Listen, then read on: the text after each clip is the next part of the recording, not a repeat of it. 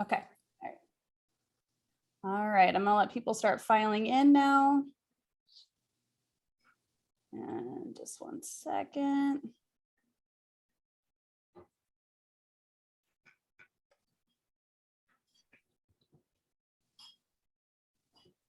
All right, there we go. Hello, everybody. Welcome. Thank you for joining us today.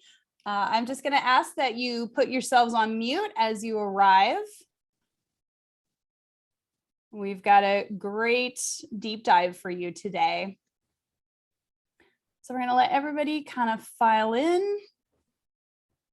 And if you have the opportunity, go ahead and mute yourself and then go ahead and say hello in the chat. We would love to hear where you're from.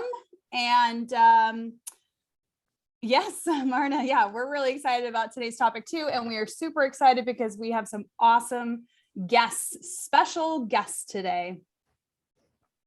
So thank you for everybody. Please just enter, say hello, and we're just going to give it a minute or two. All right. So as you can see, I am not Julie Broad, despite what my name says. And I'm sorry for those that are expecting to see Julie. Julie's actually off today at her son's preschool graduation, or pre-K graduation. And then there's a pizza party at the park afterwards. So pizza is always perfect at 10 a.m. So that is where she is. She's going to try and join later if she can. But in the meantime, my name is Sarah Stevens-Bean. I am Book Launcher's marketing manager. And we are joined today by some awesome guests. Not only do we have Angela Jones, who's from our operations team, but today we have Eric Rittmeyer and we have Bruce Serbin, that are going to be doing a fantastic presentation on how to pitch yourself to media. So I'm just going to go ahead and go for a couple minutes, let people file in. And yes, as you come in, please go ahead and mute yourself and then go ahead and put in the chat, say hello, say where you're from. We've got people, let's see, we've got Ohio. Let me go, St. Louis, rainy St. Louis. Yes, it is rainy here in Michigan as well. We have got Florida, Atlanta, LA, my home.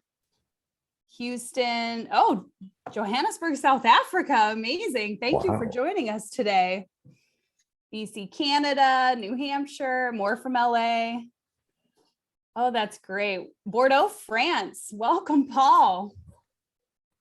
All right, wonderful. Well, I'm going to go ahead and get us started. And I'm going to introduce our guests, and then we're going to go into a little bit of a prize giveaway. As you know, Julie's deep dives are always filled with giveaways for you. So thank you for being here on time. It's going to be for those of you that are here first. So first I'm going to introduce Eric. Eric, if you want to go ahead and wave there. There he is. Okay, so Eric is a former U.S. Marine and an expert in the field of mental toughness and emotional intelligence. He's been a professional speaker for the past 15 years and is a regular guest on major television outlets. He's also the book of The Emotional Marine, 68 Mental Toughness and Emotional Intelligence Secrets to Make Anyone Instantly Like You. He speaks to audiences all over the country, teaching executives and sales professionals how to overcome the limits brought on by fear and emotion and replace them with clear, concise, critical thinking that gets results. And we really hope he tells you about how he landed a role in the new HBO series, We Own This City, which launched on April 25th. So we're really excited to have him here today. And then we also have with us Bruce Serbin from Serbin Media. Bruce is, for more than 20 years, he has been an 8-time national award-winning publicist and author. He's a media powerhouse, booking clients on national and local television and radio shows in daily, local, national newspapers, magazines, and online news outlets. He's the recipient of 8 national awards, and his work has been recognized by Public Relations Society of America, Gold Coast Public Relations, League of American Communications, and more. He founded Serbin Media in 2009, a national publicity firm that serves clients in a whole array of fields. And so everything from financial services, travel industry, book authors, consultants, medical professionals, you name it. And he's done national media campaigns with celebrities like Nick Cannon, Kevin Harrington, Dr. Buck Parker, and Samantha DeBonchi. So, and he's also an author, the author of 30 Reasons the Media is Ignoring You, Deathbed Confessions of an Award-Winning Publicist. So big thank you to both Bruce and Eric for being here today. We're so excited about what they're going to present. But we do like to kick off with a little bit of a giveaway. So Angela, what do we have that we're giving away right now? So we have our hashtag No Boring Books mug, which if you've heard Julie say it before, coffee and tea and any beverage that you put in there do taste better. We have our Oh So Soft journal, and we also have a copy of Self-Published and Succeed, Julie's latest book. So those are 3 prizes for today. Awesome. Well, I think we need to give our early birds a little bit of an advantage here. That's what you get for being on time. And I think we're going to give the mug away to the 5th person that said hello in the chat today. So if you said hello in the chat, Angela, do you want to let me know who that is? Yeah, it looks like. Let's see. Marna, Andrew, Arun. Sean. So for people who are actually saying hello, it looks like if you don't count my comment, then it would be Anthony Asquith, if that's how you pronounce it. Oh, from Florida, Anthony. All right, Anthony, congratulations. So go ahead and send an email to team@booklaunchers.com with your name and your mailing address and what it is that you won. And Angela will get that out to you. And actually, I just saw Arun on camera sipping from our Book Launchers mug. Awesome. Thank you. I love that. That's great. All right. Well, be sure to participate in the chat. Put any questions that you have there, and we will sure to get those answered. And we'll be doing more giveaways as we go on. So to get us started today, we are talking about how to pitch yourself to media, which is a vital tool if you are launching a book. Being able to talk to media and publicity, and gathering publicity for your book, not only is going to get your book in front of the right people, but it's going to help set you up as an expert in your field. So some of the things that we do here at Book Launchers is during your pre-sale and after your book launches, we are constantly looking for media opportunities for your book. And that's going to exist through podcasts, broadcast TV and radio, blogs, print articles, speaking engagements. I mean, you name it. We're always looking at how we're going to get you in front of your right buying audience. But many authors do their own pitching, and they need to understand how it works and why it's such a valuable skill to master. So for today, we've got Bruce and Eric to give us a little bit of insight into that. So Bruce, I'm going to go ahead and turn it over to you. He's got this great presentation for us. Go ahead, take it away. All right, thank you so much. Are we up on the screen? You can see the PowerPoint, okay? Yeah, we can see it. Perfect, okay. Yeah, just like you were talking about, you're going to absolutely love this because we're going to show you, how to pitch the media and how to do it the right way so you actually get booked. A lot of authors, I know they struggle, unfortunately, because it's not easy. It's not easy. It's not hard. It's a learned skill like anything else, and it does take some time to acquire the skill set. So let me tell you about something that happened to me a couple months ago. I was out in Houston, Texas, and I was visiting a friend of mine. I hadn't seen him in many, many years. He's an old friend from college. He picks me up at the airport. We go back to his place, and we walk in the door, and his grandmother, she's sitting there at the computer, and she's probably, 95, 96 years old. So I go up to her, and I say, "Hi, my name's Bruce. It's nice to meet you. I'm a friend of Scott's." And she looks up at me, and she says, "I left my reading glasses in the other room. Can you look at the screen and help me see where I'm at?" And I looked down and she was on Facebook, no lie. So I look at my friend, I'm like, "Your grandmother's on Facebook, right?" And he kind of shrugs it off like, "Yeah, that's just what she does." And I didn't believe it. So I said, "You're on Facebook. Where do you mean to be? I'll help you get there." And she says, No, that's where I want to be. I'm trying to stay young, trying to do what all the kids are doing these days, And at that moment, it kind of hit me that, well, everybody's on Facebook, right? Anyone can do it. And I guess the same could be said, about any type of social media, whether that's LinkedIn, Twitter, Instagram. Same thing with, a lot of platforms out there, like traditional advertising, for instance. You can go to your local newspaper, local TV station, give them your money, and they'll gladly run your ad. And so I started thinking, that's what I've always loved about media. is that not everyone is doing it. And it's not that not everyone is doing it. People don't know how to do it. I would say 99.9999% of authors, they just don't know how to do it. They think they know how to do it, but they really don't know how to do it.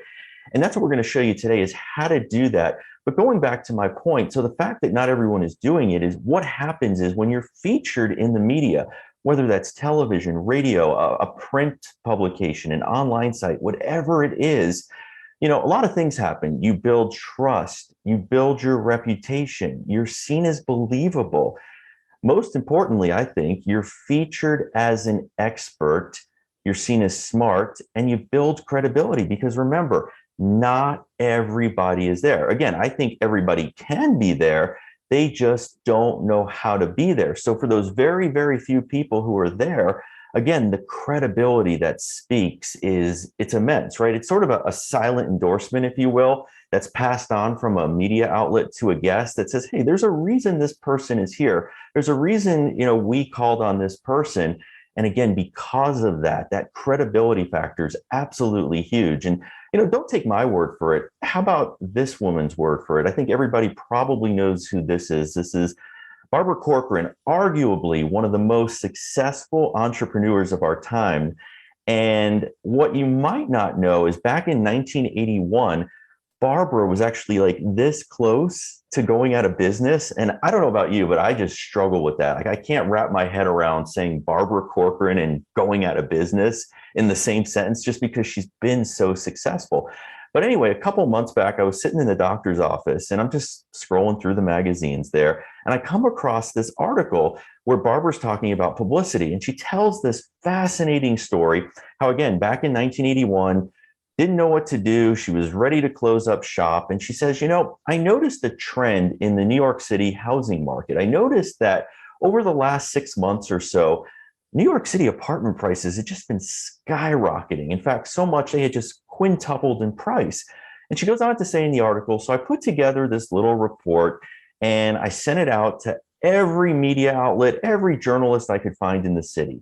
And she goes on to say, sure enough, 2 weeks later on the front page of the real estate section of the New York Times, this article appears.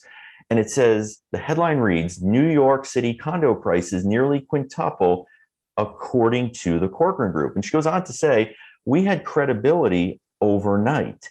And for her, publicity was the big kahuna. And it's one of the things that she credits with saving her business and sort of setting the wheels in motion and getting her down the right path to start rebuilding. And it's what saved her business. And of course, as you know, the rest is history. And we all know, the things she's accomplished since then, obviously.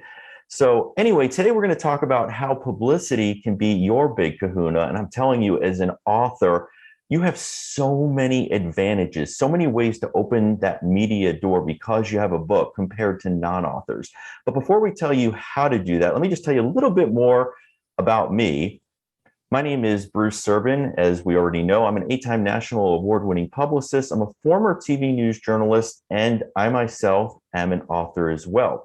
Got my start in local TV news. There I am at about, 21 years old. I look like a little kid. I definitely missed the full head of hair and was like 10 or 15 pounds lighter. But after, a number of years, kind of got tired of covering murders and car accidents and the like of local TV news. And like a lot of journalists, kind of crossed over into the PR world, did a lot of different types of PR.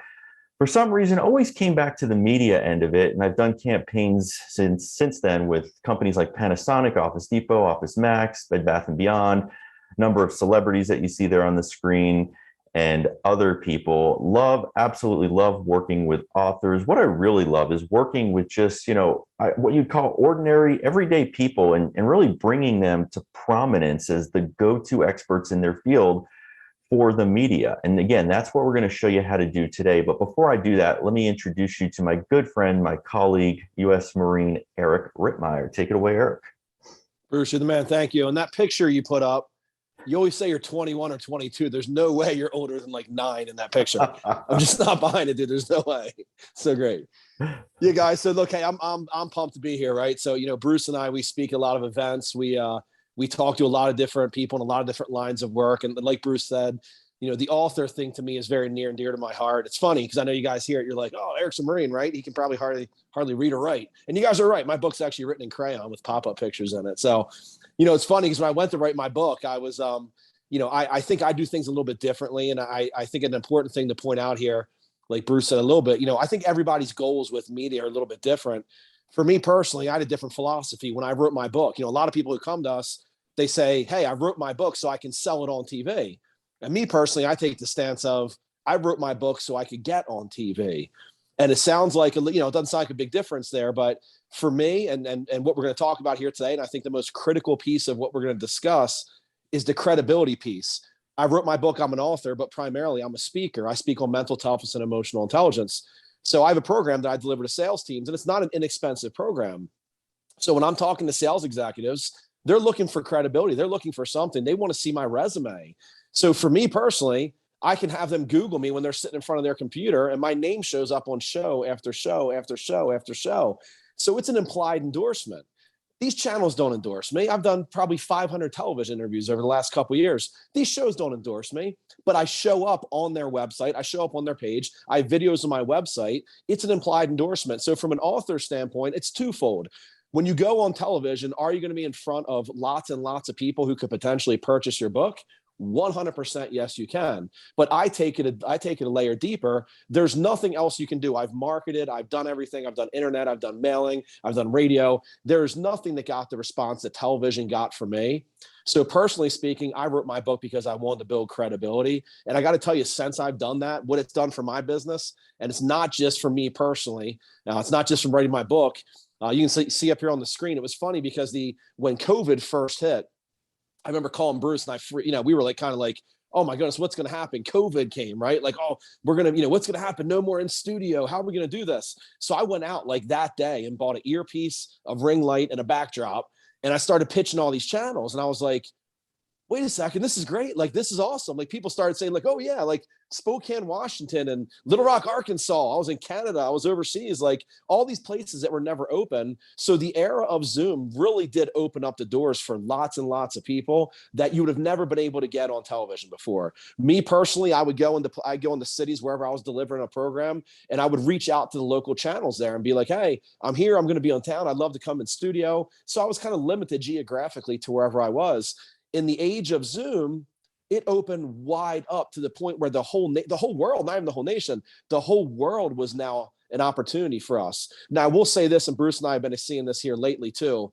We have seen a lot of a lot of the TV channels go back in studio, which is great, which is wonderful too. But it does make it a little more challenging because, again, the world of Zoom, you get it where you want to go. It does make it a little bit more challenging. But the takeaway here, what I'm trying to say is regardless of what your book is about, regardless of what your specialty is, regardless of what your objectives are, whether it be to sell books, sell programs, some people just I want to be on TV. I want to be on television. It's what I want to do. It's when I first reached out to Bruce, right? I got to tell him the story, Bruce, too, by the way. So obviously I started working with Bruce and he wanted to get me. I was like, Bruce, I want you to get me on TV. I need you to get me booked, right? So he has an online program. So I purchased the online program. I went through the whole thing. I started doing everything he told me to do.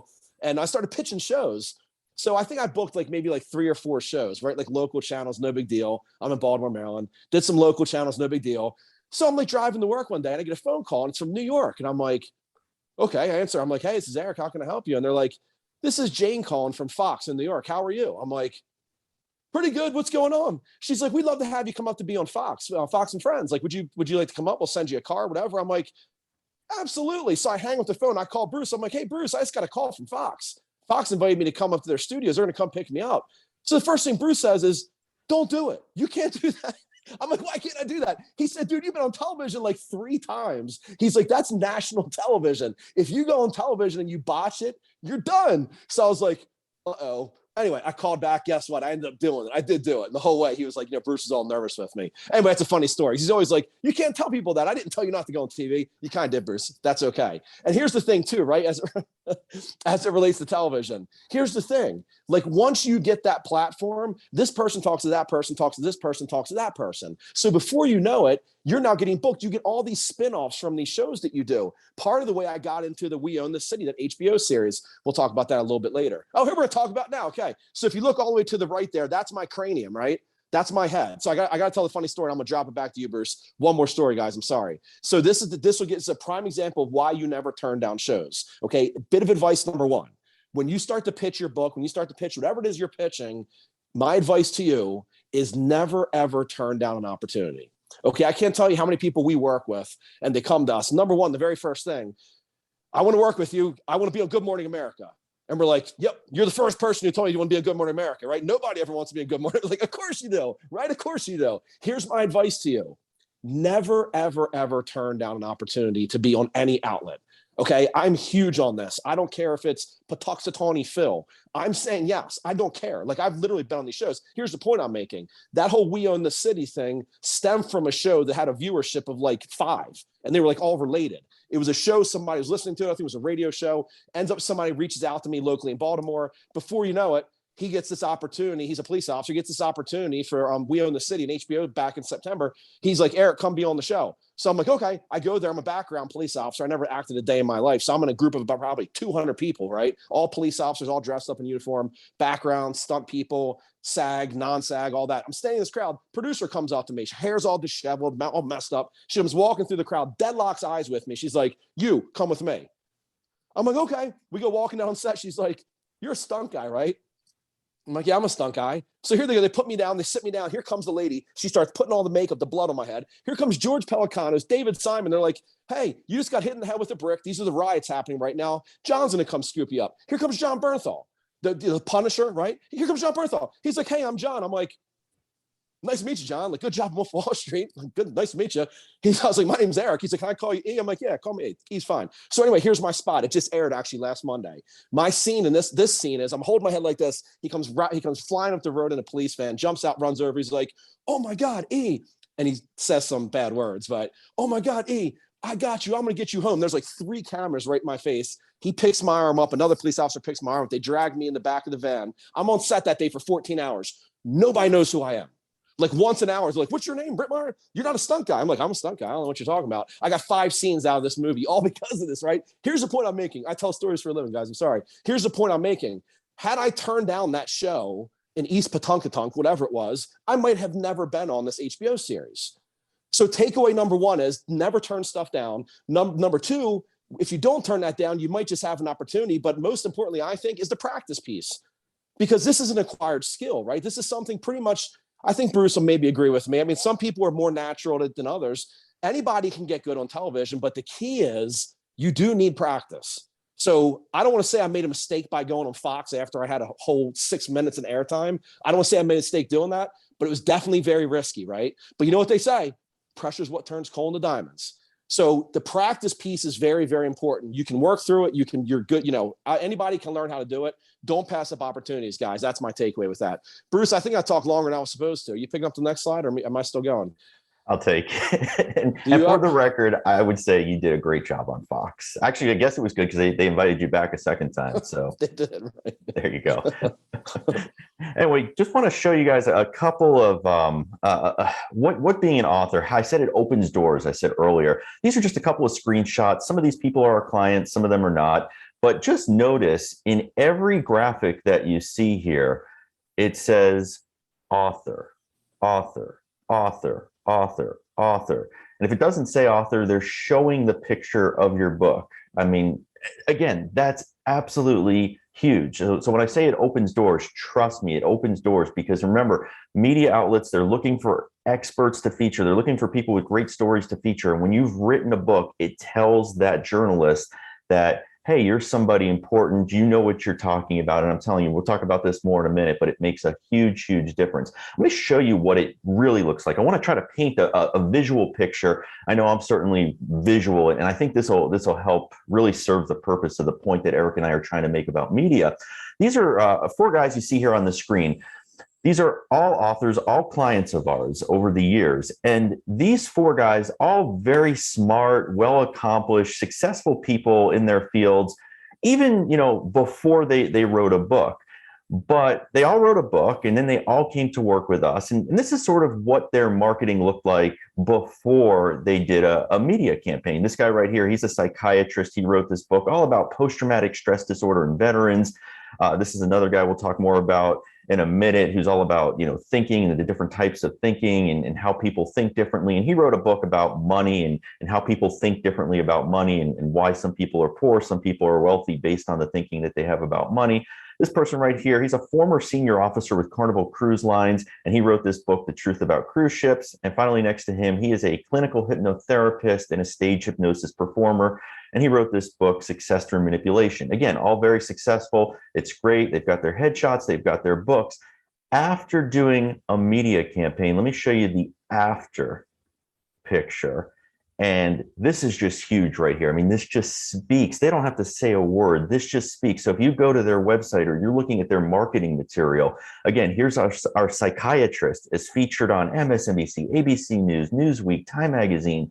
Here's our, the guy who wrote the money book, featured on the Today Show. He's sitting there with Hoda Kotb and Kathy Lee Gifford. I mean, that's huge. Imagine going to somebody's website and you see a clip of them on the Today Show. I mean, that's immediately in the mind of somebody going to a website, and you see that the person that you're researching or thinking about, hiring them for a speech, for coaching, for whatever it is, it sets a certain picture in your mind of, wow, this person, again, is important, smart, expert.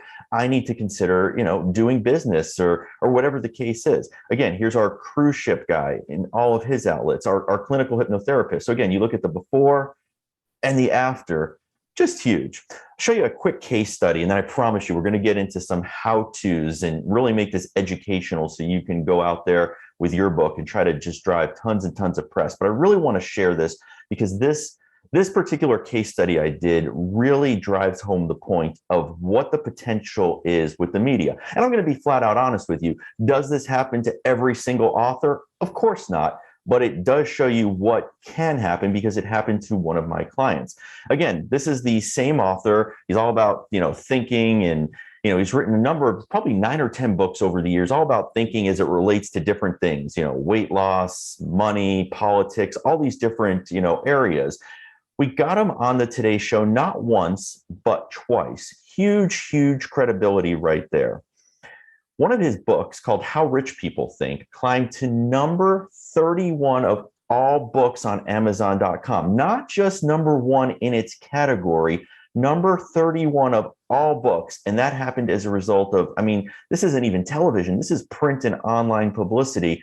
And I think the one that put us over the top was this Business Insider one and this MSN one that just got millions upon millions of views.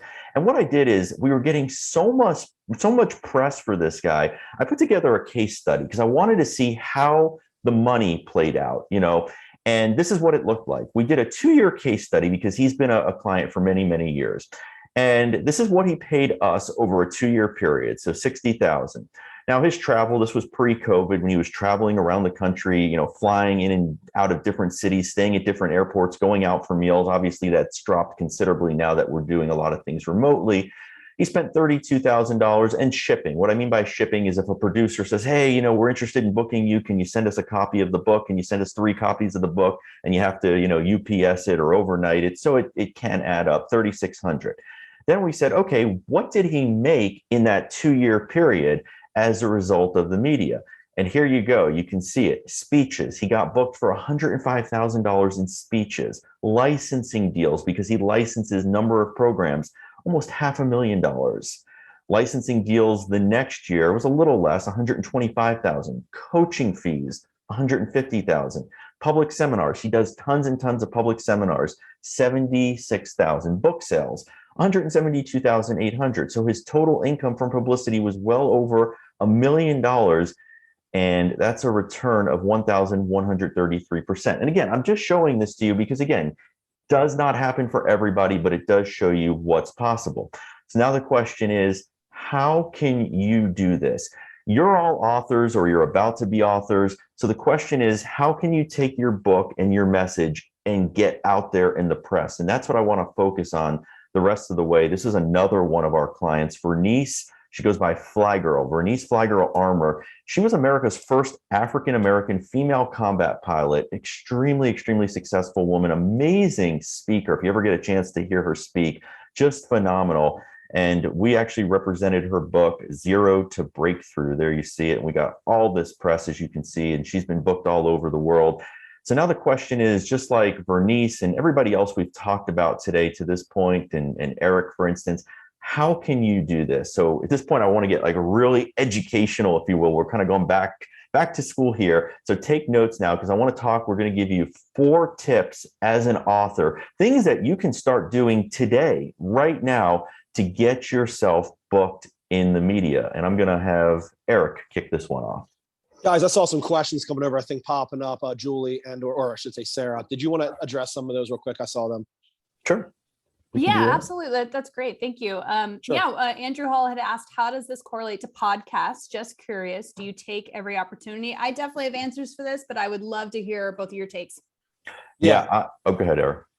I'm sorry, Bruce. I was going to say, like I said before, I literally don't care. Like if a kid from my daughter's school, like literally, I have teenagers, right? My youngest daughter's a singer. One of the kids in her grade is doing some sort of a project or something because she wants to get into radio and television and all that. So she has a podcast and she invited me to come on the podcast. And I was like 100% yes. So you will never hear me say no to an opportunity. So how it correlates or how it transfers over in the podcast, again, anytime there's a microphone, a camera, a telephone, I am all for, by all means. Now within reason, right? You can't say, oh, well, there's a podcast for 5 hours and I'm going to be on that podcast. I never, ever turn down an opportunity, regardless of what type of show you're doing. Absolutely do not pass that up, because you never know what's going to branch off from it. Yeah. And I would add to that, we have a number of clients. I'd say most of them are pretty good. They understand the power of podcasts and just how they've taken off in recent years. And so many people are listening to them. And I'll be honest with you, we have a couple of clients as well. And you say the word podcast on podcast, nobody listens to those and they want absolutely nothing to do with it. And hey, I don't agree with you, but that's fine. I just won't concentrate on it for you. I won't try to book them for you. But personally, I believe in them. I think they're absolutely huge and they can lead to so many things. So I would encourage you, absolutely go full force on the podcast if you can. Absolutely. I would say, at Book Launchers, podcasts are a major part of what we go after, especially when we're launching a book. You have to imagine that podcasts have such specific niche audiences that are listening to that content that hopefully it's your buying audience.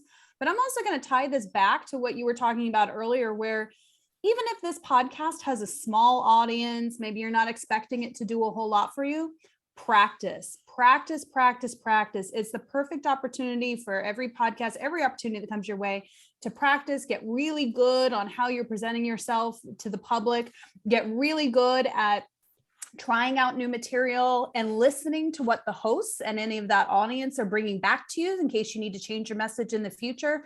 So I would definitely say practice.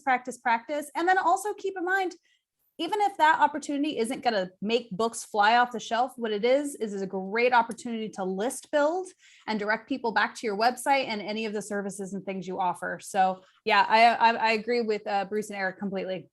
Sarah, what do you got? You got some kind of background on this because you know way too much. You definitely have. Way too much. I've been in publishing and publicity and marketing for a long time. So okay, I started in traditional publishing, and then I've worked with New York Times bestselling authors. I work with all of our authors on all of our launches. So publicity and media is a big part of what we do. Awesome. Any other questions? I know there were a few that looked at popped out. Any other ones? There were a couple. Yeah. Jonathan G had asked for a friend where to start if you're camera shy. Yeah. Okay. Go ahead, Eric. And if you're going to dive into this, we can answer it when we get to it. But unless you have some insight right now. This is part of what I train on, Sarah. So part of my program it's called systematic desensitization. In the world of psychology, it's known as graduated exposure therapy. And the concept behind this, as it relates to sales teams that I train, is I try to take situations that make them nervous, upset, anxious, whatever, and we consistently put them in those situations. Same thing with the Marine Corps. We sweat in training so we don't bleed more. We constantly put ourselves in situations to be as real as we possibly can. So when the real thing does happen, we've already been there, done that. So long answer already. The answer is put yourself in situations. You have got to. If you're camera shy, it's very normal. Everyone is. We'll talk about this a little bit, but one of the most important things to think about with television, they want you to do well. So when you're going on camera, that interviewer is going to want very, very, very, very much nothing more they're going to want than for you to look good. Because if you look good, they look good. So I think the most important thing is to recognize that when you go on these shows, now don't get me wrong, this is important to point out too, with my topic of mental toughness and emotional intelligence, I do get into some confrontational topics sometimes where I have strong stances about things. You're normally going to know these shows when you're going on, when they're bringing somebody on with an opposing point of view, or if they're going to want to go down that road. But when you're doing like bubble, I call it the bubble gum and rainbow stuff, the morning television, which is 95% of what I do and what you all would probably be doing. When you're on those shows, these people on there want you to do well. So they're going to try so insanely hard to make sure it goes smoothly, to make sure that everything goes well. We have some tips here. There's some things that I've done that I've learned over the years. You know, our clients that we bring on, I do coach them through to help them with stuff. And I'm not saying I'm like the best thing ever on television, but there are some little things you do. So the answer is the only way to get over it is to put yourself in those situations, go on the smaller shows maybe first, maybe do some podcasts, get in front of a camera and record yourself and just listen to it back just to get used to hearing your own voice. Very, very simple things, but you got to do it. You've got to jump in and start doing it. And I would even take it on a smaller level. Like you could just do a mock interview, have a friend, have a family member, just sit down with them and have them interview you, you know, talking about the topic around your book and record it like Eric said and see how you do, or just sit in front of the camera and even just practice looking at yourself and, you know, how do you speak? What are your mannerisms? What's your body language like? You know, take it really, really down on a smaller level. And if I can point out one other thing, because I want to move on. So I do want to point this out because I remember when I first started getting myself sending all the pitches, I was doing it on my own. And I remember the first one I got booked on, it was right after New Year's. It was a local channel, Fox 45 in Baltimore. And I'm pitching and I got everything drafted. I'm sending it out, doing everything Bruce taught me, sending it out. And I get the first one back. That's like, we want you on air. Show up Monday morning at 7 a.m. It's like a Friday. And I was like, do I really want to do this? I was so ensconced in getting booked. And I walked in that day and I was literally, I was like, and I'm used to being on a stage, right? I'm not getting in front of thousands of people. I talk for 3 hours. So I'm used to being on stage, but the camera was just it was intense. And after the first one, I walked out and literally took a nap in my car for like 20 minutes. That's like how high energy it was. But you have got to put yourself in situations. The nerves are going to be okay. You're going to be a little fearful initially. They want to help you. They want you to do well. And all you're doing is just conveying a message. It's something you probably know very well. So it's your expertise. And the people watching and hearing you and listening to you, they don't know your topic as well as you do. So there's really nothing you're going to do wrong. And the people are there to guide you through. Sorry, was another question there, Sarah? Do you want me to move on? No, I thought you answered that perfectly. I don't think we have another question at the moment. I just had one little thing to add, and this is going to sound kind of weird. But honestly, when you're going to those situations where you are incredibly nervous, when you're like, oh my gosh, I haven't done this. I don't know. I'm so shy about it. We had an author who we booked her on KTLA in LA, which is the LA's main morning show. It's a big opportunity. And we had booked her on it, and she kind of knew we were pitching her there, but I don't know if she maybe didn't think it was actually going to go through. And then it did. They called her. They said, okay, we want you Wednesday morning. You got to be here at the studio, 7:30. We're going to give you 9 minutes. It was this whole thing, and she was terrified. And so what she did, I still remember this. She went and she got someone to come to her hotel and do her hair and makeup that morning, so that when she went into it, she felt her best. She felt confident walking in there. And it's not always as easy as getting your hair and makeup done, but it is something where you feel good going into that situation.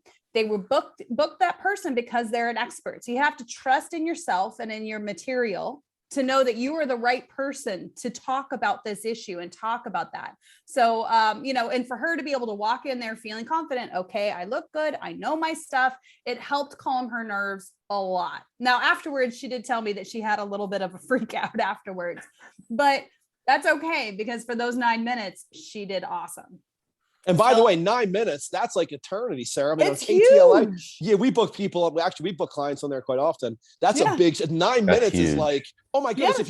If you wanted to break, and this is what gets so crazy too about the whole advertising aspect of it. If you wanted to break that down and figure out cost per minute to get in front of those millions of people, you couldn't write a check for it. So it's so insane to me when people don't recognize the significance, when they come to us saying like, oh, what about this, about that? I'm like, you're going to be in front of all these people. Like the cameras come on and then it goes on your website. Then it gets pushed out to your people. Anyway, I could go on and on. We'll move on. If there's no other Sorry, we'll questions. move on there. I see a couple more questions, Cool. but I'm going to hold them for now and let you guys dive into these key Cool. takeaways. And I'll make sure we have these questions. We circle back to them. Perfect. Got it.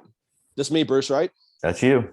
Okay. So being an expert. So this is the key, right? So this is where everybody has their own topic. And this is something where when we bring new clients on, this is an important part of it. So you do have to be an expert in your field. All right. So when people are putting you on television, when we book clients on television, it's our name that goes on there. Say, hey, this person's talking on behalf of this topic.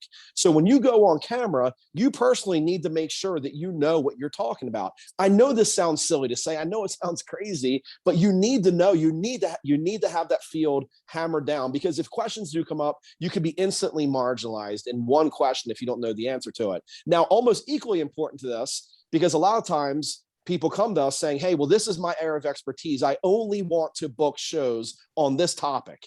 And that's a mistake. Okay, so here's what I've done. I'll give you an example with me with mental toughness and emotional intelligence. I can apply that towards anything. So I've done media on kids and emotions going back to school. I've done media on mass shootings. I've done media on airline shut. I've done media on all this stuff. Because here's the thing, when your television clips go on the internet, when they go through Google and people are searching you and they see you on show after show after show, it really doesn't matter the topic you're talking about. Okay, so it's not really a big deal that you're talking about A or B or C or D or whatever. The key is it's show after show after show. And guess what? As authors, guess what they're doing? Okay, me on my set, if you're looking at one of my sets, I made a big copy of my book. It's a huge, ginormous copy of my book. It's like 8 by, I don't know how big it's big. I really did it to take all the pressure off my head because my head's so ginormous. I'm like, I should buy a big copy of a book. I have my book right in the background, right? So I use it that way. Some channels tell me, like, hey, Eric, can you take that down? We don't really want that there. But again, you being that person, you want to be the go-to. And this is what media does for you. I'm at the point now where I backed off a lot of my media. I'm busy with getting people booked on TV. I personally don't do a whole bunch of it. I now have channels calling me saying, hey, Eric, this happened. What do you think about this? Or can you come on? That's where you guys want to be. And guess how you do it? You do it by being a good guest. You do it by having quality information. And you do it by being on time and just putting quality, getting your camera set right, knowing what you're talking about. And then when something happens, you want to be the one they reach out to. You want to be the expert. So when something goes down, they're like, who should we call? I want to call Joe. That's who we want on our channel. So you need to research, you need to understand, you need to know your product inside and out. This is actually one of the, this is our etiquette lady, right? My glasses are Yep. Bruce. This is the etiquette lady. The etiquette lady. So I got to tell a funny story about this too. So we work with the etiquette. Bruce actually knew her initially, and she's an etiquette person, right? So I'm a Marine. I have no etiquette, right? I can hardly read or write. I have no etiquette. So I'm down. I was visiting him. This is a couple years ago, I guess. And he's like, hey, this is, let's go out. We're going to meet her for lunch, whatever. This is the etiquette lady, right? So we walk in, we sit down for lunch. Like within 30 seconds, like, Eric, why are you holding the fork like that? I'm like, are you being serious? She starts butchering me. I was like eating like this, right? So she's an expert. She's been on, Bruce, what shows? I mean, it's like anytime, how have you wrapped that around? I know with her piece, it's literally for dinner, for events, for everything, holidays, the workplace, Valentine's Day, everything, airline travel, it's nonstop. Yeah, the key with her, she takes her expertise of etiquette and then applies it towards other things. And this is another thing we're going to talk about too. But the first takeaway here is to be an expert. Know your topic. Google alerts. I'd recommend you guys set up Google alerts if you don't have that. I'm mental toughness and emotional intelligence. You log into Google, just like do Google alerts, whatever. If you guys, I'm sure you guys already know this. And then what you do is put your topic in. Underwater basket weaving, neuroscience, whatever it is. And then Google, anytime there's any article, anything that posts on Google at all on the internet, you get notified of it. So now you get notified once or twice a day. Here's a story that just posted about your topic. Guess what? You now craft a pitch. You now send it out to that person. That producer now brings you on air because it's a very relevant topic. Television is all about timing, right? Television is all about the shelf life in television is very short, right? Bruce and I will talk with our clients. They'll call and be like, this happened, that happened, this happened. We're like, it happened like 2 days ago. And they're like, well, I'm like, dude, that's like old news, bro. Like, you got to get on to something else. Everybody's hard, it's hard for them to recognize that. But key takeaway number one, be an expert. I know it sounds silly to say. I know it sounds crazy. Everybody already knows it. Know your craft inside and out, upside down, forwards and backwards. Yeah. And one thing I was just going to add is that that particular Sharon, the etiquette expert, she's an author. She wrote a book. Now, granted, she wrote a book about etiquette and culture in Asia, and it really had nothing to do when we're talking about etiquette around the holidays or the workplace or dating or anything like that. But taking the fact that she's an author and being able to say that in a pitch to a television producer, it opens up to, oh, she wrote a book on etiquette. Wow, yeah, she must really be a true etiquette expert if she wrote a whole entire book about it. So again, as an author, makes a huge, huge difference. Yeah, and Bruce, I wanted real quick on that too, because that's one of the main reasons why we love working with authors. Because I tell you what, from our job, as far as PR people getting you booked on television, our job is a whole lot easier when we say author of. It's crazy. I know anybody can write a book. We know this. You could literally, anybody can write a book. I'm proof of that. Anybody can write a book. Anybody could. But here's the key. When we're pitching this, or when you're pitching this to these people, you need to be that one. And the minute you put author in there, it just makes everything better, because that tells the person you are the one that we want because you've authored a book. So all day long, I'd say, I mean, Bruce, I don't know if we have any clients we work with that aren't authors. I think pretty much everyone has written a book. But for those of you that, here's another thing, for those of you that have not written a book yet, or haven't finished with your book, or, you just want to do some television, don't think you have to wait to publish a book. Okay. We get that a lot too. People be like, oh, I don't want to do any television until I finish my book. It's gonna be done in 2.5 years. You don't have to wait for your book to be done. Okay. So it's, if you're currently writing whatever, you don't have to reference it. Start building up that resume, start building up those, start getting that practice. So when you go on air to announce your book, you've already been practiced, you're already polished, you're already good to go. They already know you. The audience already sees you. You're already comfortable with them. So that's an important thing. You do not have to be an author to get on television. It helps out significantly though, if you are. Sorry, Bruce. No, you're good. So the writing the pitch part, did you want to cover this? You want me to cover this one? I could take it, sure. So writing a pitch, it's funny. You go out on the street and you ask, I don't know, 100 people, oh, how do you get in the press? What do you do? I think a majority of them would say, oh, you write a press release. You write a press release and you send it off to the newsroom. I'll tell you this, if you walk away with nothing else today, I would tell you stop writing press releases, because newsrooms are inundated with press releases. And a press release is really a very self-serving thing. You see companies issuing it to announce something. Oh, we're announcing a new CEO. We're announcing our quarterly earnings. We're announcing a merger. It's usually focused on the company itself or the person itself. It's extremely self-serving. So as an author, what you want to do is you want to write a pitch around a real story. And a pitch is simply it's a form of outreach. It's like a letter, if you will, to a journalist, and it's personalized. These are some tips around how to write a great pitch. It's personalized. You use that person's name. You reference the name of their show or the name of their media outlet. It's focused on a real story. And what I mean by that is, an author, you don't want to send a pitch to a journalist. Hey, I'm an author. I just wrote this new book. You should do a story about my book, because they're going to tell you to get lost. They don't care that you wrote a new book. You've got to remember that journalists are in the business to help their viewers. They're there to report the news. They're there to again, go to experts who can comment and offer advice, tips. What action should I take? What should I do? I'm a consumer. I'm a viewer. I'm a reader. What do I do? Help me. So they want experts. So it's not focused on your book. The book is your way of breaking in to focus on a real story. So you're pitching them on a real story. Again, offers an expert. Offers an expert. That's what we want to put in the pitch. Who are you? Why are you a good source?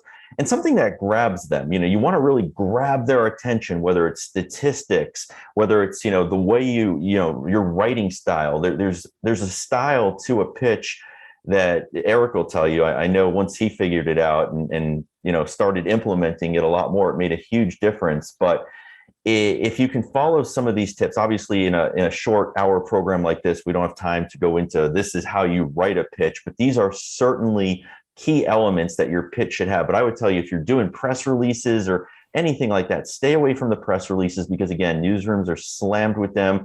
They get them, they throw them out. They're very self-serving. Focus on a real story, focus on a pitch, and personalize it, because that makes a huge, huge difference. Can I jump in on this, Bruce? Because this is where I'm jump in I'm as well. So, go ahead, Sarah. You go. I'm racing with you, girl. Come on, let's go. Go ahead, you go first, Sarah. I was just going to say, when you're writing these pitches, there's a couple things to think about. And the number one thing you want to think about is who is reading them. You want to get into the mindset of that producer. What's that producer looking for? They're not necessarily sitting around waiting, oh, I hope this author reaches out to me because I really want to feature them. They're thinking about the news story and what they're going to present to their audience. So in those pitches, as you're writing them, you want to keep them brief, concise, because they don't have time to read through a lot of stuff. And you want to also address for them what it is you have to offer their audience. Why are you the best author that is going to present something on a timely news thing, focused on the story that they're going to be able to present, and how you can bring something new, interesting, different than they've presented before that the audience needs to learn. So just keep that in mind, that you're always looking at how you can help them do better at their job. Bruce, don't lie to me. Is she going to take my job or what? Is this an easy way? So, Yeah. KTLA, I Okay, mean, so- come on, right? I can't, Sarah. I can't anymore. Like, I'm afraid this is not going to work out anymore. Okay, so here's just giving backup. Just giving I backup. love it. You guys I are the love your experts. backup. I love your backup. It's amazing. Here's I'll summarize what Sarah just said. We send the right message to the right person at the right time. That's ultimately what it boils down to. The right message to the right person at the right time. A producer's job, keep this in the back of your mind, okay? A producer's job is to put somebody on camera that can provide benefit to their viewers. That is what they get paid to do. They get paid to search, to find people, or to have people find them. They get paid to put people on television that they know their audience is going to like. So don't take any offense to this, guys, okay? But they don't care that you just wrote a new book. As a matter of fact, I'd be very cautious to even, you can reference it in the pitch, author of recently released book, whatever, absolutely. But if you draft a pitch that revolves around have me on so I can discuss my book, it's going in the junk mail. Okay, just not going to happen. The fact you're an author, that's what gives you the credibility for them to read the next line that says they know what they're talking about.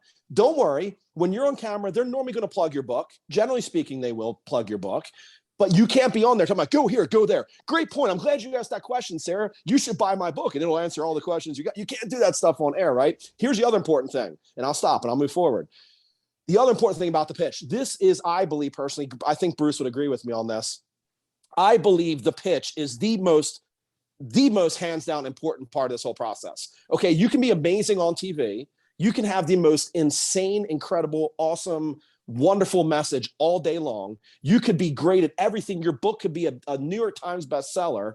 If you don't craft that message to that person the correct way, it's going into the clutter file. Okay, they're getting bombarded with this stuff. This is an art. This is what I call Bruce. I call him the artist, right? So we start working with new clients. I'll be like, I'm going to schedule a call with the artist. So I talk to him first, and they go to the artist. And Bruce sits with them and talks with them. And then it's funny. I always joke with Bruce about this. We'll like be out somewhere eating, and a waitress will walk by and put a spoon on the table, and he'll be like, do you know what this spoon makes me think about? This is a pitch. And he'll start writing down pitches. I'm like, dude, what are you doing? That's literally what you do. Don't lie. So the pitch is a really, really, really difficult part because it is an art, right? This is very hard for me to learn to do. When I first started doing it, I fell flat on a lot of stuff. But even with the best message, even with the best on-air entertainment ability, you're going to get nothing if the pitch is not crafted correctly. So I'll stop with that. That's great. Is it okay if we have one question? Because I actually think that it's really relevant to what we're talking about. Robert, I apologize if I say your name wrong. Robert asked, when you say personalized, what do you mean? Does that mean to put your advice without talking about yourself, but talking about your topic in the shadows? Well, when I say personalized, I mean, you want, when that producer or any journalist for that matter opens up that email and is reading your pitch, you want to give them the impression that that pitch was drafted specifically for them and that it wasn't just, mass blasted to, thousands and thousands of people. So in other words, you can personalize it by saying, hey, I'd love to be a guest on, Good Day Atlanta, if that's the show they produce, and if you reference them, hi, Sally, or whatever the name of the show producer is, just little things. Or you could even say something like, hey, I've been watching your show and I noticed you cover a lot of stories about X, and I'd like to, pitch you on something very similar along those lines because I think you cover it. So just little things like that. So that producer's thinking, wow, this author just reached out to me and it makes me feel extra special. It doesn't give them the impression that you're reaching out to everybody else, even though you are, because we want to, you want to make as many opportunities as possible. But whenever you can personalize it and put in those little touches, it definitely does make a difference. Another important thing to point out too, that Bruce brings up, like there are different types of pitches too, right? So I probably have 5, 7, maybe 10 different formats of pitches I'll send, depending on whether I'm proactively going to them. We're going to actually lead into the next slide here. Or if it's something that's happened in like a storm chaser type pitch where it's like, this is what happened, have me on to talk about it. So there's different types of pitches, but yeah, it's got to be very, very direct to the point. Another important thing before I forget, please don't do this, guys. If you craft a pitch, do not send it as an attachment. Please don't do that. you will never, ever get looked at. If you don't want to be on TV, if you're afraid of being on TV, craft awesome pitches and put them as attachments, and you're never going to get booked on television. That's one way to not go on TV. Do not put it as an attachment. It goes in the body of the email. Hey, good morning. How are you? Whatever it is, it goes in the body of the email. Sorry about that. Bruce, you want to move on to the next one? I know we're probably running a little short on time. Sure. Another very important thing that'll help you tremendously is what we say, time your message with the news. And obviously, there's two types of ways we generate publicity. Number one is this key right here, timing someone's message with the news. The other way is where there's nothing going on in the news and we have to create our own story angles, which absolutely works and is a great way of going about it. But let me give you an example. This is one of our clients, a guy by the name of Seth Kaplan. He's an airline analyst. So anytime that there is a story involving the airlines, which, Eric, I think it's like every single day lately, it's just nonstop. You see him in the news because the second we catch wind of that story, we're out there pitching Seth. Hey, God forbid there's a plane crash. Oh, let's put Seth on to talk about it. Airline prices are rising. Why is that? What's going to happen? What do consumers need to know?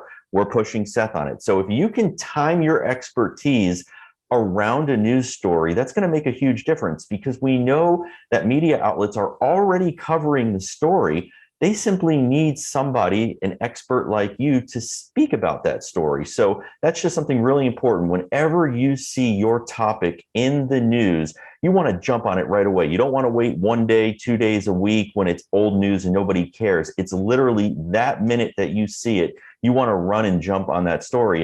And similarly here with Seth, he's also an author. He's the author of this book, Glory Lost and Found. And it's all about Delta and how they climbed out of bankruptcy and became this successful airline. And again, it doesn't matter that he wrote a book all about Delta Airlines. We're still pitching him around all of these different stories. But the fact that we can say, oh, by the way, Seth is also an author and he wrote this book, speaks volumes, and it positions him better as an expert in the airlines. Bruce, can I add that real quick? Then we're going to pause on this one. I saw the message Sure. come up, because this is critically important as well. We don't only have to wait for news to happen in order to pitch your expertise to an outlet, right? So what I do is, and Bruce and I, we do this together for myself, for our clients, we look for like times of the year and things that are happening, and we make that a producer aware of something they might not be aware of. So give an example, again, right message, right person, right time. Valentine's Day, my topic is mental toughness and emotional intelligence. I'm about connecting with people, how we perceive, express, and respond to emotion, self-awareness, self-regulation, motivation, empathy, social skill. It can relate to anything. Valentine's Day, this past Valentine's Day, I do Valentine's Day pitches every year. So beginning of February, I'm pitching out to news producers. Hey, it's that time of year again. You're looking for a date. You really want to hit it home. You really want to sell on your, sell your Valentine. I did 21 interviews over like a 7-day time frame because I crafted a message around something that was going on, like Valentine's Day. I do Veterans Day stuff. I do Memorial Day stuff. We have Thanksgiving, handling difficult family members around Thanksgiving. If you do that national calendar thing, another recommendation I would make, sign up for that national calendar. It's gold. So like once a day, once a week, once a month, you get, hey, this month is National X, National Y. Then what we do is we take that topic and we mold it around it. So what we see a lot of people make mistakes is they have their topic and they stay just laser.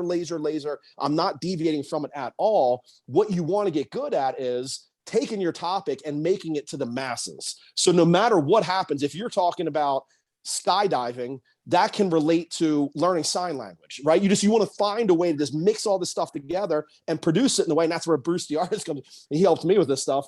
But you draft that message and you tell the producer, hey, you don't say this directly, but what you want it to be is, you haven't thought about this idea, but I have a really good idea about my topic and how your viewers are going to love it. We don't say that, but we put it on their desk and they're like, I should have thought of that myself. We'd love to book that person. Good, Sarah, you had some questions. I'm sorry. Oh, no, I didn't have any questions. I'm 100% in agreement with everything you say. That national calendar, national awareness days, especially as it relates to your topic and your expertise. I mean, May is National Mental Health Awareness Month. You know how I know that? Because we are pitching our authors to producers, to podcasters, to everyone that on what they might want to cover from mental health awareness. And we're pitching our wellness authors. We're pitching our emotional intelligence authors. We're pitching our health authors about how that can, what they can present to the audience that would be a different take. So those national awareness days, major holidays, times of year, June's coming up. What's going to be happening in June? Graduates, people getting ready for summer, all of those things. So there's always a way to tie into what's happening in the current calendar, for lack of a better term. So I even suggest for authors that are starting out, start making those lists, start making the list of the things that are really going to be relevant to you so you can have those pitches ready. And I'll tell you this too, it's not even the obvious ones like mental health and summer. Like today, I don't know if you know this, but today happens to be National Whiskey Day. And we have a client, she's a baker. So we did a segment this morning, Good Morning Arizona. She was live cooking with whiskey. How can you prepare different dishes with whiskey around National Whiskey Day? Even something as goofy as that, there you go. So it's not always even the obvious ones. Absolutely. And real quick, then Sarah goes, we brought on a client last year, I think it was. She was an expert in Elvis. She was like an Elvis historian. And she reached out to us, right? And she's like, we want to hire you to get get us on television. So Bruce and I had a conversation, right? We don't take anybody's money. If we don't think we get you booked, we don't want to. So we had a deep conversation with her. And we're like, hey, like, look, we will work with you. Absolutely. But let's give it a shot for a month. Let's see. We're talking about Elvis here. So I'm not sure what kind of play we're going to get. How many shows she actually she backed off. She backed off. We got her booked so many times. She literally backed off. She's like, Eric, I ran out of books. She sold all kinds of books. It was insane. So anyway, the point is there's any topic we can make it relevant. You can learn how to make it relevant. That's what's so important. Don't stick with just tunnel vision. Branch out and find ways to make it apply to anything you possibly can. Because again, it's all about the television time. Absolutely. Okay. And actually, Virgie pointed out that May is Military Appreciation Month. So Yep. thank Hoorah. you for your service, Eric. Hoorah. Thank you very Hoorah. much. Hoorah. We love it. Hoorah. And so we're going to take a little pause here. I think it's good time for a giveaway. Angela, what is on deck? So as far as prizes go, we do still have all three of those prize options, which is a copy of Self-Publish and Succeed, a hashtag No Boring Books mug, or an Oh So Soft journal. So those three, even though the first giveaway was a mug, we do still have plenty of all three of those. So don't worry. Is it this journal? It sure is. Yeah, it's a different color, this journal. but yes. I use it all the time. I love this journal. Yes. Yes. Yeah, it's a little different because the camel color is apparently very popular or just low in stock. Yes. But it does look very similar to that. So yeah, you can use It is great so notes soft from this presentation or just notes about your book, whatever you want. So it is a blank journal. So are there any particulars for a prize that you want right now, Sarah? We can do. Well, I mean, we've been talking so much about the journal. Why don't we do that? Yeah, sure. Okay. So I think we should, whoever is the first person to put into the chat the name of Eric's book. He put it up there on the slides. We mentioned it in the bio. And we mentioned it when we were talking, when we were introducing him. So who can remember the name? There it is. Oh, there we go. Oh, somebody, I would have never guessed. People. Sarah, I was like, Sarah, that's too tough. Nobody's going to get it. Somebody, that's No, awesome. we You know guys are our great. group. They pay Love it. attention. Love you They guys. pay That's awesome. attention. Yes, very good. Wow, Dan, out of the gate with it. I love it. All right. So Dan, we are going to make sure we get that journal out to you. So thank you so much. And I think we're going to have more prizes. Obviously, you heard we've still got a copy of Julie's book. We've got a mug. So stick around because we're going to do this later on towards the end of our session here. So in the meantime, keep coming up with those questions. We've got some great questions that have been put in the chat. Love to welcome. I still have a couple written down that we haven't addressed yet. We'll make sure we get to those before the end. But in the meantime, Eric and Bruce, why don't you take it away and keep with these great keys. All right. Want to give you one more really, really important one because I think some people overlook this, these days. And I think, Eric, you'd agree. Most of our clients are all about television. Right? I want to get on TV. And that's great. I'm all for TV. I get it. I started my career in television. But I don't want you to overlook print. I definitely don't want you to overlook online media because it's huge. I mean, if I had to choose between online media and TV, I would take online all day long simply because the numbers, the number of people in the audience, the reach that online media has is absolutely huge. And it just knocks TV, way off. So one of the great ways that you can get into a print or an online outlet, I mean, sure, you can absolutely still try to go for the interview, still try to be the expert. That still works. But one strategy that can really work, and it can really work well for authors, is if you write an article And this is not an article about your book or your business or anything like that. Again, it falls along the same lines as the pitch, where you've got to come across as an expert and you have to offer advice and tips and takeaways for a reader. But if you sit down and write anywhere, I'd say on the low side, 500 words, on the high side, maybe 1,000 words, and sometimes the sweet spot's that middle, 750 words. Again, an article around a topic that you've written about in your book or your industry, and you just focus that article on around tips that can help a reader. It is another fantastic way to break into online media, because what a lot of people don't know is, they have the mindset that, well, don't all these media outlets have staff reporters that they pay to write articles? And of course, yes, they do. But in the online world, they're desperate for content. They need content. And one of the ways that they fill content is they turn to outside contributors who are experts and authors just like you, and they will gladly welcome an article. Again, it can't be self-promotional about you or your book, but if you write an article that's relevant to that audience around your expertise and you can fill it with great tips and advice, it's another great way to break in. And we've hit some really big outlets from, here's the Huffington Post. This was another etiquette expert talking about, how to make your mom feel extra special on Mother's Day. Motto, which is a spinoff of Time Magazine, 7 meaningful ways to give back this Thanksgiving.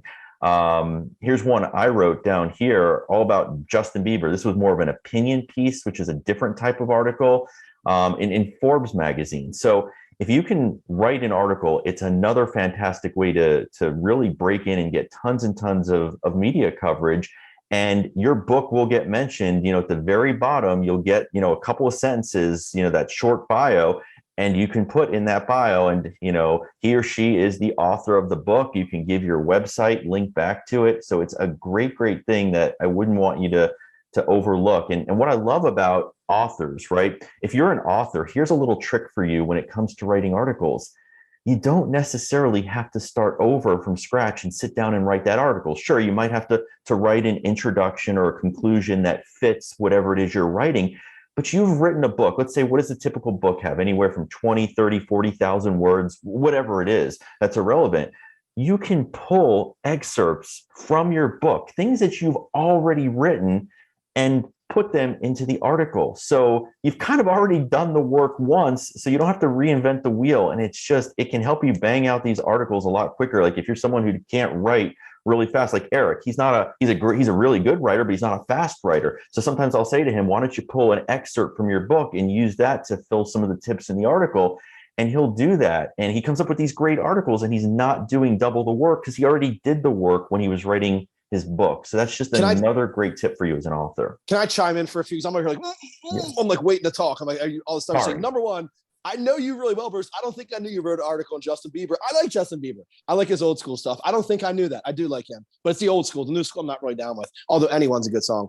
Anyway, I didn't know about that.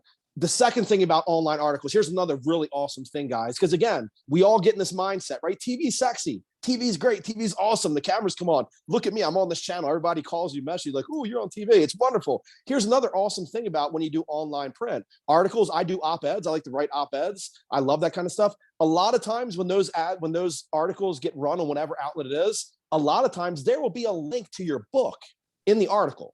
So I can't tell you how many times I've written something, whatever. I give them all my information, obviously, but my book is not part of my article, right? It's in a, here, this is me, this is what I've done. I leave that to them. But you know what happens when you get run on some outlet and it's a link to your book on there. I mean, there's nothing better than that.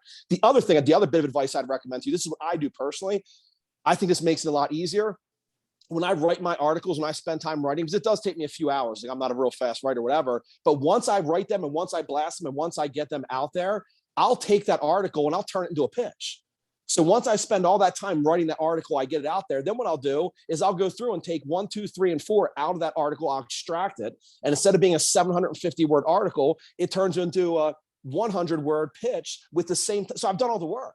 All I do is just clip it basically and put the things right into it. So pretty much if you were to go look, you wouldn't do this because you don't care about me. But if you were to go look, a lot of the stuff I've written, a lot of my papers I've written, you'll see TV shows that are like about what I've written about, because you're setting to 2 totally different outlets at that point.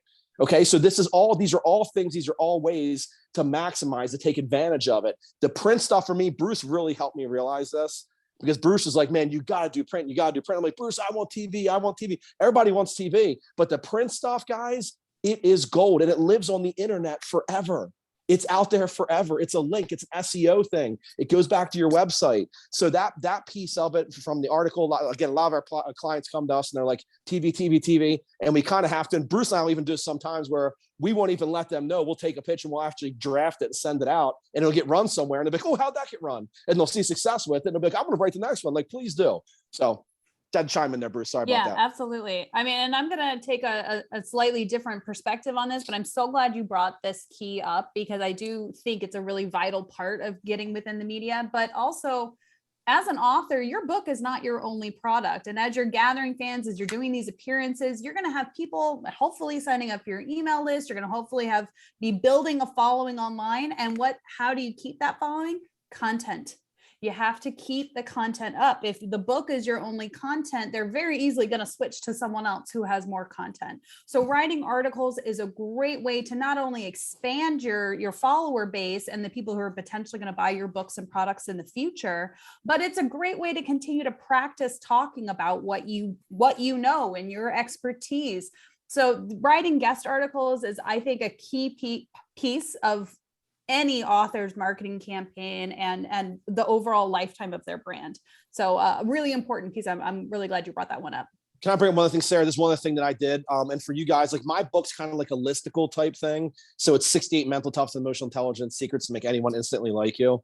A mouthful, I know. But what I did, if anybody has, it doesn't have to be a listicle book that you've written, but what I did was I took all those 68 tips and I made 1-minute videos. So I basically recorded videos. I used Camtasia to edit them, do whatever, nothing crazy, did it from my house. But what I did was I made 62 of them, and then I blasted it out. The concept, I blasted out to news channels all across the United States, said, hey, I'm just finishing up with mental toughness minutes. It'll range over a 1-year time frame. I can send them to you once a week, ready to go. I think I had like 5 channels actually that agreed. So once a week, I would just send the piece to them. It was airing 5 different places, 5 different around. They were all done. So they were all finished. So once a week on different channels, we're getting alerts. Bruce is saying, here's the clip from this show. I'm like, what show was that? I'm like, oh, that's what that was, right? So just taking these little things that you're consistently putting yourself out there so they see you so many times. So when the time comes up, and here's the other thing we see with authors, when that second and third book drops off, if you decide to do that, that's where you start, because now it's, oh, he's been on before and now he's going to announce his new thing, whatever. So these are just all little things that and again, it doesn't apply to everybody. These are just things I found that have worked really well, because it's all about working smarter, not harder. That's what us Marines do. We work smarter, not harder. Right, Bruce? I keep stealing your thunder, Bruce. Can you move on, please? No, I'm good. I'm near the end. I was just going to let you recap it if you want. So go for it. Yeah, so I think this is a good way to do it then. So just to recap, guys, I would say the main takeaways here, if you remember nothing else today, please, and I don't say this in a mean way when I say this. Okay, I'm not trying to be mean when I say this, but the fact you've written a book, the fact that you're an author, the producers don't care. So please don't craft your pitch with that at the core of it, right? It's there. Make sure they know it, because again, it gets your foot in the front door, but do not craft a pitch that says, I wrote this book, I should be on air to talk about it. I'm good with this, I'm good with that. You can't do that. So the book should not be the center point, point of it. Does it help you get in? Absolutely, positively does. The second thing to point out, and again, not everybody wants to hear this, but this is just me being brutally upfront with you guys. When you go on TV and you do your TV shows, do not expect to become a New York Times bestselling author because you do television interviews. Okay, I'm very, very upfront. Bruce and I are both upfront with our clients when they call in. Eric, we want you to get us on television. We want as many shows we can possibly get. Can you book us? Yeah, you got an awesome topic. You got this, you got that. And the first question will be, how many books am I going to sell? And I'm like, time out. Let's back up here, because if your primary goal to hire us to get you booked on TV, if that's your primary goal is to sell books, I can tell you right now, there's probably going to be more cost-effective ways, because are you going to sell books? 100% you will sell books on television. Are people going to know about you? 100%, but you're not going to go on TV and sell 10,000 copies. I think you guys probably know better. Sarah, you probably know better. I've read something. I'm not sure this is true, and I've used this number quite a bit.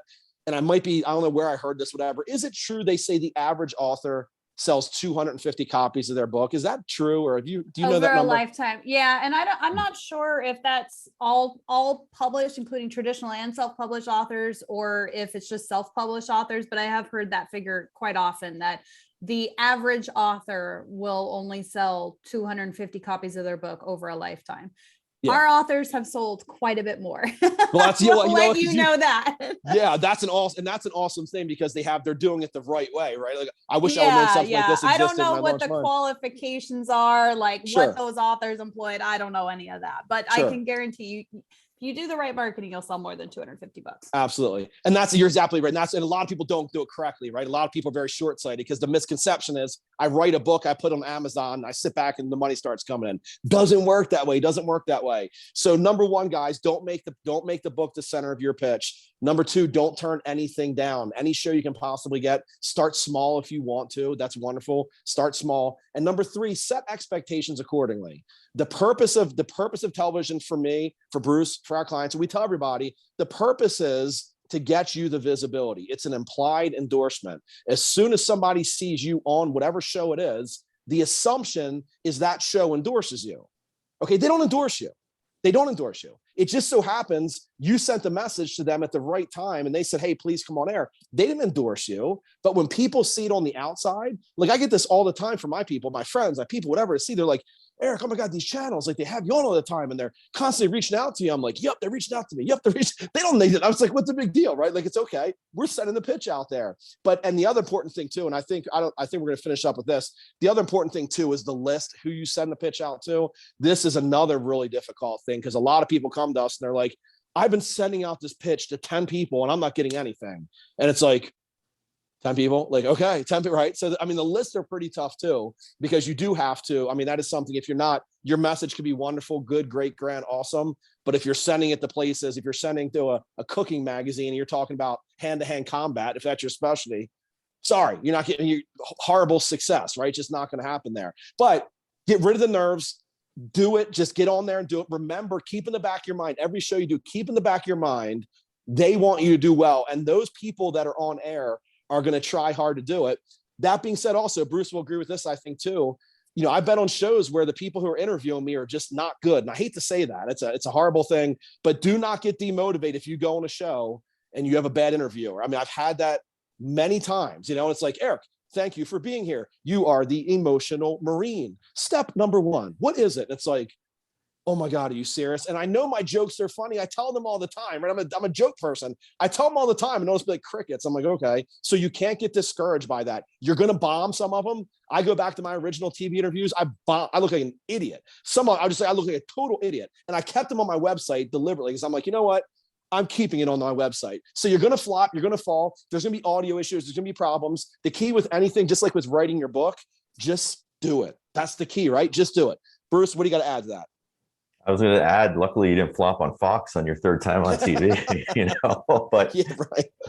No, you know, again, just to kind of, you know, end with what you said, for me, it kind of comes back to that credibility and the fact that not everyone is doing it, right? You know, and taking your book, you know, not everyone's an author. And then if you take the book and add that to television, not everyone's on TV, not everyone's in the newspaper or online. So it's huge. The perception's huge. The credibility is huge. That silent endorsement's huge. Being an expert, all of that stuff. I mean, again, I just always ask the question, why wouldn't you do this? You know, whether you're working with a publicist like us, whether you're doing this yourself, I would absolutely encourage you all as authors to go for it and give this a shot. Sarah, I think you have some questions there. If we can, I know they're probably, you're muted, Sarah, by the way. Of course I am. There you are. Okay, so we definitely have some questions. There's a couple that we're going to get to. One of them ties to submitting yourself, especially submitting those articles. Robette asked, how can you submit your article? Is there an easier way or should it be done through email? We do them through email. If someone's got an easier way, I'd love to know it. We're always looking for easy ways or ways that work, not easy ways, but better ways. But I'd say everything to this point is more or less email. You can pick up the phone and you can pitch a producer. You can, you know, try to talk to them, although most of them are very short on time and won't give you, you know, all the time in the world.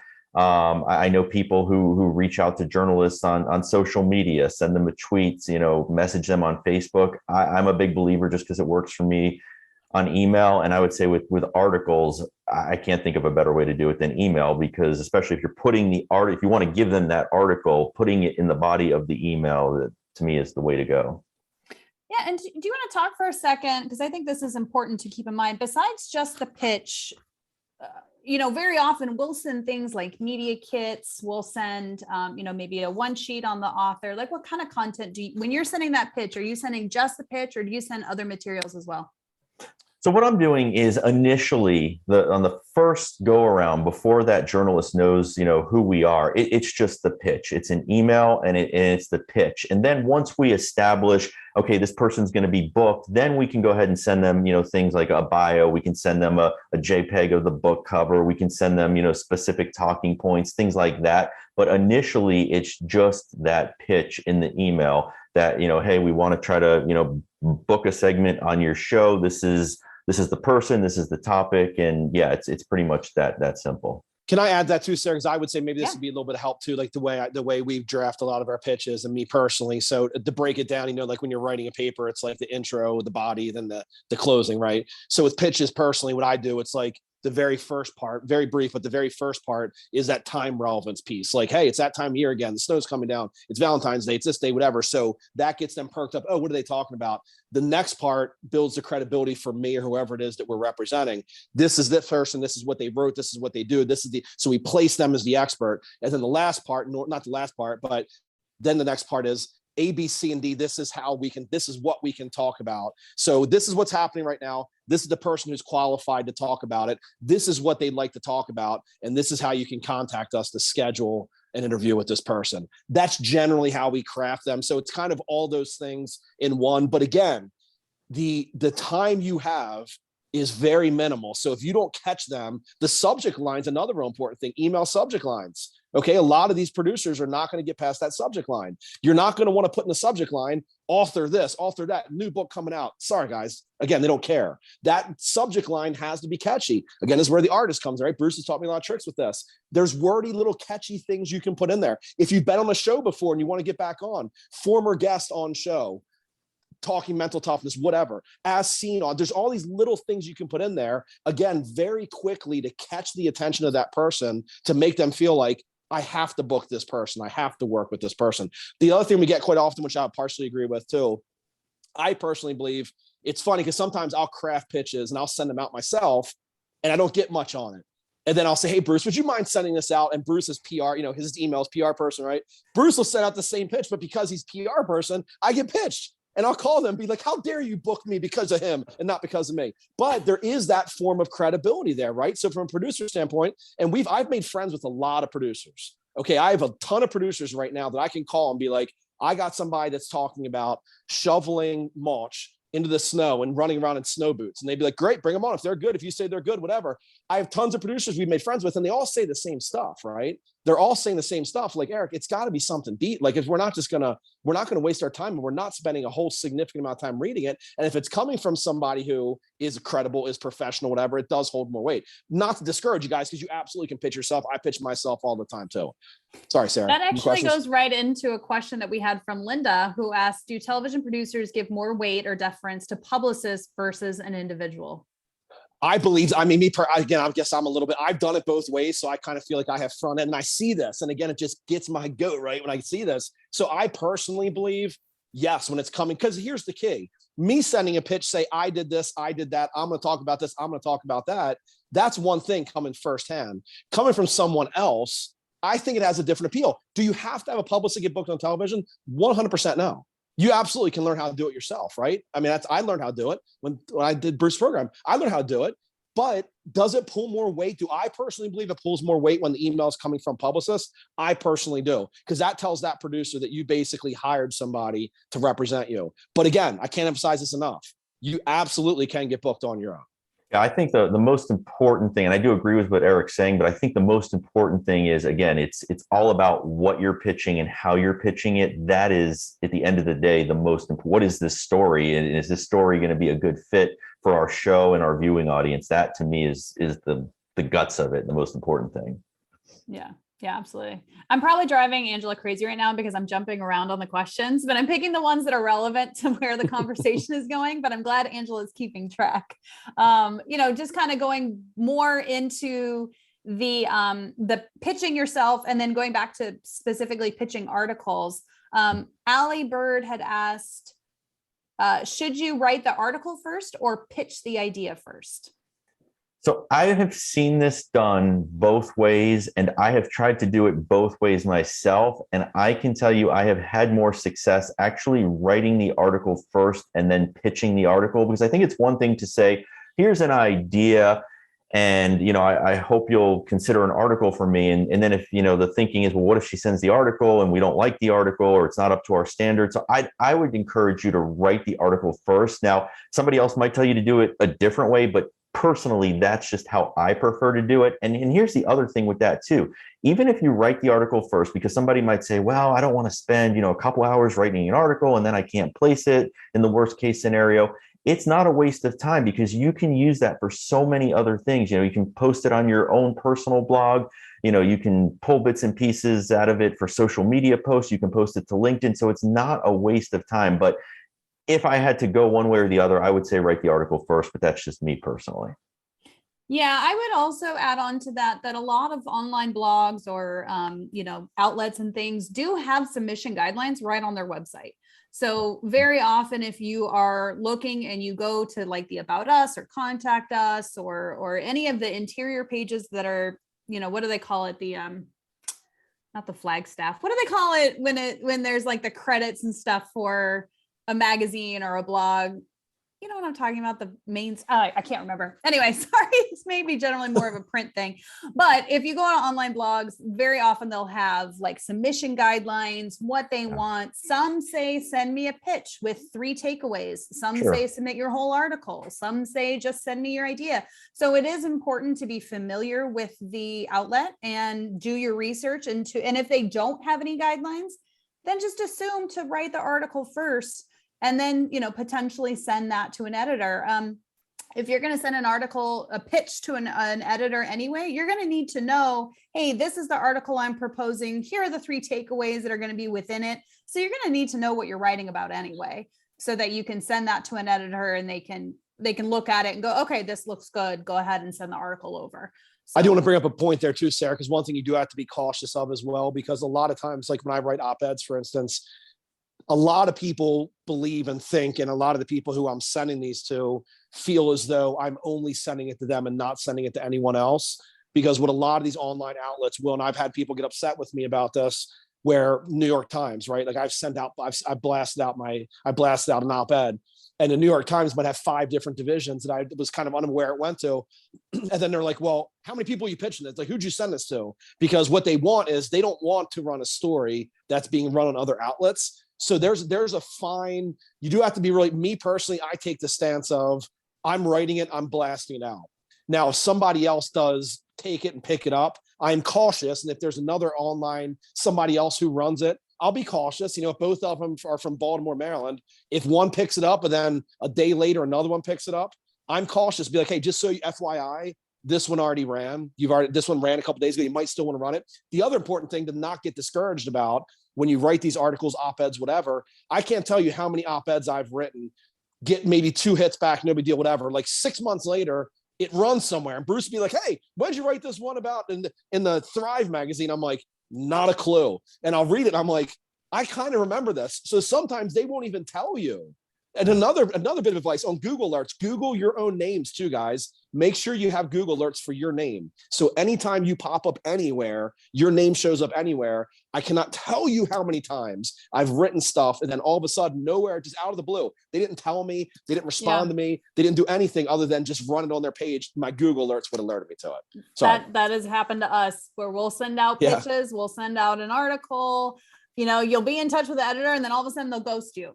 And you just think that was dead in the water. It's dead in the water. And then 6 weeks later, you get a Google alert that, oh, this ran on so-and-so outlet. And you're like, would it have been so hard to tell me? But the editors are so busy. They don't, they don't have time to go back and cater absolutely every single content creator, So the Google alerts thing is something we set for all of our authors, just for us internally. But I recommend everybody go ahead and do that as you're sending stuff out.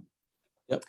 So the next question we have here is from Jonathan G. And I feel like we've touched on this and we maybe have already answered it. And Jonathan, if you want to unmute yourself, you can let me know. But his question was, in practical terms, how would you submit and pitch your article to, say, a Huffington Post? I mean, we've talked a lot about this. Jonathan, did we pretty much answer your question already? He's on mute currently, but let me see. Yes, He said, yes, thanks. Okay. Well, great. here's another important thing I should bring up about that too, Sarah.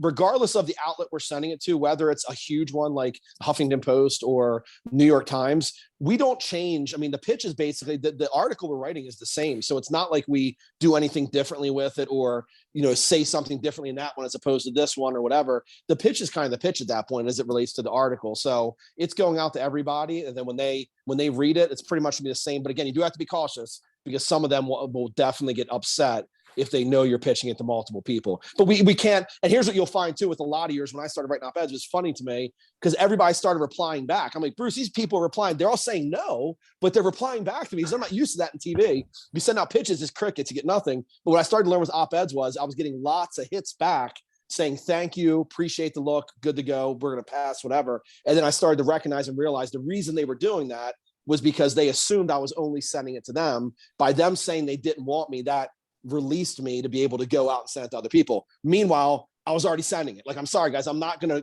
to write an op-ed. Now, what I did start to do once I started getting some stuff hit in some bigger ones, I would only send it to I call them the big boys. Bruce laughs about that. I would only send it to the big boys initially.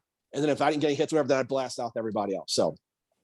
Yeah. And I'll add one thing, since he mentioned the Huffington Post. Up until a couple of years ago, the Huffington Post had this amazing network of contributors, and so many people were able to. It was phenomenal because it's such a big outlet, and they would take so many people, and then they cut down on that tremendously a few years ago, and it's gotten a lot more difficult to get on the Huffington Post.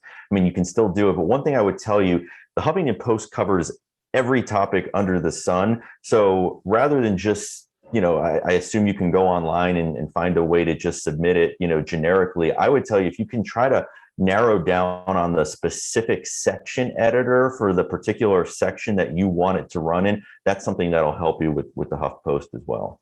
Yeah, absolutely. Let's say another question from Jonathan G was, presumably the big outlets are inundated with articles. How can you stand out? It's your topic, right? At that point, it's your topic. It's the subject line. And then it's also the credibility part. That's where, again, as an author, that's credible. You're an author. So if you're just Joe Blow writing an article, hey, back of the line, whatever. So, that's difficult because you're right. They're just getting pummeled with those things. So it is very, I don't know of any secrets to that, Bruce, on a few other than the subject line, because that's really the main thing they're going to see first. But I don't know of any other. I would say this. Yes, they are getting inundated with articles, but it doesn't mean that all the articles are necessarily good articles or what they're looking for. I'll just give you a real quick tip. Again, I can't show it now, but I can just tell you, this is how I personally structure my articles when I'm trying, especially with bigger outlets. It's usually, okay, it's got the title, it's got, my name by my name. I usually do an introductory paragraph. Then I usually do about 4 or 5 subheadings, which are usually around a tip, tip number 1, tip number 2, number 3, number 4, and then just a quick conclusion, short bio, and boom, that's the format I like to follow. It's simple, it's clear, and that's what's worked best for me. Yeah. And honestly, I'm going to also chime in here that this goes back to establishing yourself as an expert. You're right. They're going to be inundated with pitches, but no one else is. Ideally, if you have done the work on your expertise and your brand and your topic, no one else is presenting it the way that you can. So it is a matter of believing in what you're presenting and that it has true value, because that's the most important. One of the most important factors is whatever you're pitching has value for that outlet. And so you want to make sure all of those other pitches could be, garbage, and you could be standing out. So I wouldn't let a lot of competition deter you if you have something that you're delivering that is really going to be valuable for that outlet. Yeah. And speaking of competition, I'll be honest with everybody. this business, and whether I'm doing it, whether Eric's doing it, whether you're doing it for yourself, it is filled with rejection. You're going to get told no over and over again. And don't take it personally. It's not a reflection on you. It's not to say, well, my stuff's not good enough or my book's not good. It's nothing along those lines. It's like we've been saying, they're so inundated and there's so much competition. It is hard to break through. So again, don't take it personally. Just keep going and keep pitching, because that's how you get in. I have a friend who's a pretty active journalist. She's a freelance writer for a lot of different outlets. And she told me at one point that she gets anywhere from 150 to 400 emails a day with different pitches. Like she just gets so many pitches, and she goes, I do read each one. I don't have time to respond to each one, but I do read each one and I'll file them away for something that I might use in the future, Exactly. but only if it's going to be like good. I look at the headline, and if it stands out, I'm going to hold on to it for the future. So making sure that you're putting yourself out there is like the only way. It's like the only chance to win is if you try. So Yeah, we get I didn't calls say that adage sometimes. right, but Yeah, we get calls sometimes. A journalist will call and say, "Hey, I've got this pitch you sent last year." I'm thinking to myself, last year? I don't remember what I did yesterday. I don't know, ate for breakfast. I mean, Right, yeah. So Yeah. but they do hold them, and especially if they're good. And an offshoot of that, which is specific to the book world, is, we pitch a lot for book reviews. We pitch a lot for book reviews. We want to get that book reviewed. And that's a different type of media than trying to get on TV, different than articles.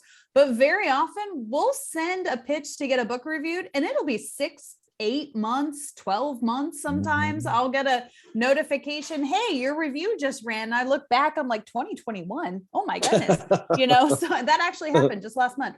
So, things do take a little bit of time, and, you have to be patient with it. But again, it's that the numbers game is the important piece of it. I'm going to shift gears a little bit here. I know we have some more questions that we're definitely going to get to, but Aubrey, who is in the chat, had mentioned Jasper AI is also super helpful. And I wasn't familiar with Jasper AI. Have either of you heard of it? I'm assuming that's Jasper artificial intelligence. Is that I'm not sure. Aubrey, are you still on? If you are, feel free to unmute yourself. I don't know if she's still on or not. But in any case, she's still here. I'll let her unmute. Yeah, I mean, what it did bring up for me was there are certain tools that can be used when an author wants to pitch themselves to media or to be, featured by a journalist or something. I have a couple that, we use. I wondered if you guys have any that you can suggest. I can tell you some of the tools that we use in terms of pitching. I mean, for me, it's just straight emails. I mean, it's just my Microsoft Outlook and sending emails. I'll tell you some of the tools that I have that probably most publicists, in the business have, if that would help you. I'm not saying you have to run out and get all of these, but one of the biggest would be it's called Cision. It's basically a media database where you can find, contact information for journalists. It's extremely pricey. Is it something just, the average person needs? Probably not. Again, it's if you want to drop the money, go for it. But I don't know that you need it. Another one that we have it's called, it's a clipping service. The one I use, and there's a number of them. The one I use is called Critical Mention. It's sort of a much better version of Google Alerts where I can find your name, your book name, or any parameter that I set for, any media. And anytime you're mentioned, your book is mentioned, I'm going to get an alert that tells me, hey, Eric and his book just were talked about on this show. And I can go in and actually download that clip and share it with him and pull together all these fancy reports and things that, again, the average person isn't going to need to know. Another great tool that I'll give all of you, I'm sure you're probably using this too for your authors, is called Harrow. Help a Reporter Out. Free service. I think the website's helpareporter.com. You get a couple of emails throughout the day, and it's filled with leads from journalists. And they say, hey, I'm working on this type of a story. I'm in need of speaking with this type of an expert. If you're that expert, you send them a pitch. And we've gotten some tremendous stories through that service. So that's another great one you can check out as well. But in terms of the pitching, it's just straight email for us. Yeah, for finding those opportunities, Harrow is probably one that we use most often. They send 3 newsletters a day, and you can divvy it up by if you want to know what all reporters are asking for, or if you want just so you can do just business or just technology or just home or whatever. Harrow is really helpful. I will say when you use Harrow, and that is when you're looking for those opportunities where a journalist is doing a specific story and they're looking for experts that can back up what they're writing. Yeah. So they very often will come in with, I am looking for experts that can talk about this. And that's specific. And they get, a couple hundred responses. So making sure that you respond on those quickly and that you're delivering exactly what they're asking for is an important thing that's going to help you get selected. There's another one called Quoted, and I think it's QUOTED that I know a lot of journalists use as well. That one is very similar to Harrow, where journalists put out what they're looking for and you have the opportunity to respond. But that is a really good, using either Harrow or Quoted or some of those tools are a great opportunity to practice writing your pitch, practice writing what you would present, practice writing out your sound bites. And you're not going to lose anything by putting it out there. You can start that tomorrow, and start putting together those responses so that you can hopefully get featured in a couple of places, and then you can, start putting that on your website. We got people in, Good Housekeeping, and we got them in Reader's Digest and Weight Watchers Canada. I remember that one because it was because for this fitness author who had not broken through to be featured on a massive corporate website like Weight Watchers was huge. So, those little things can start to build that credibility. Then when you're doing your TV pitch, you can say, oh, I was featured in Good Housekeeping. I was featured by Weight Watchers, and that brings extra credibility to you. So yep. I would definitely start with some of those. Okay, getting back to our questions, and once I'll find Quoted's website and put that in the chat as well. Angela, I have lost a little bit of where I was. Could you give me maybe, I think there was one from Andrew that was from way back. Yeah, there are a couple from further back. So potentially the one that you're referring to, Sarah, is from Andrew. It says, how does money work in interviews, news/TV and podcasts? Yeah, I'll chime in on that one, right? Because I think that's another misconception. Like I've done, 500 TV interviews, I think is like the most recent tally. I don't believe, I've never been paid for a single one. So assuming this is the question, you don't get paid to be. Now there are some, right? There are some where you can get paid, very, very, very few and far between. And they're not ones that you would pitch. That's the absolute last thing you would ever want to put into a pitch is to get paid. Because I can guarantee you will have 0.0% success if you say you want to get paid to go on TV. Now on the opposite side of the coin, there are ways to pay to get on television. So these are paid sponsorships. So a lot of the clients that Bruce and I bring on, a lot of our new clients come from that world. They've done TV segments. They're paying to be on television, which is not inexpensive, by the way. And they reek. You see them on TV, they reek. It's just like it's like the you come over for dinner and they're breaking out. Oh, and who wants to buy some new steak knives? It just reeks to me personally. But you pay them to get on television, so you're not gonna get paid to be on TV. Another thing you guys have to be cautious of. We've had this too. We've had some people that we represented where they were getting paid by, so like for instance, we had somebody who was a gym person. I'm just making this up because I don't want to, because a couple of our clients we're currently representing, but let's say you have a gym client who's on there talking about exercising and losing weight and getting in shape, whatever. And she might have Nike that's paying her to wear her shoes on air. And it might be a big Nike thing in the background. And she's sitting on TV like this and putting her foot up in the air, like deliberately. You do not want to do that. We've actually had shows who have reached out to us and have said, hey, is Joe getting paid by A, B, and C? And we've been like, absolutely not. To the best of our knowledge, we're not. And Bruce and I, we bring new clients on, we do ask that question. Because if they're being paid by somebody else to go on air and inadvertently represent that can create a problem. So that's a long answer to your question. You do not get paid to go on TV, generally speaking. You can pay to get on television, but it's gonna be totally different. And lastly, be careful not trying to sell any kind of product or go in there to market another product, because they'll smell it. And once the producer smells it, you'll never be invited back again. Yeah, we do encounter this a lot. Not so much opportunities not opportunities at all to have our clients be paid in order to be featured, because that just generally doesn't happen for TV or podcasts or anything like that. There's this term, it's earned media. And that's used a lot in the PR world. And it basically means you're earning that media opportunity based on who you are and what you can present. Earned media. And there's probably a better definition. That's just what I've picked up on over the years.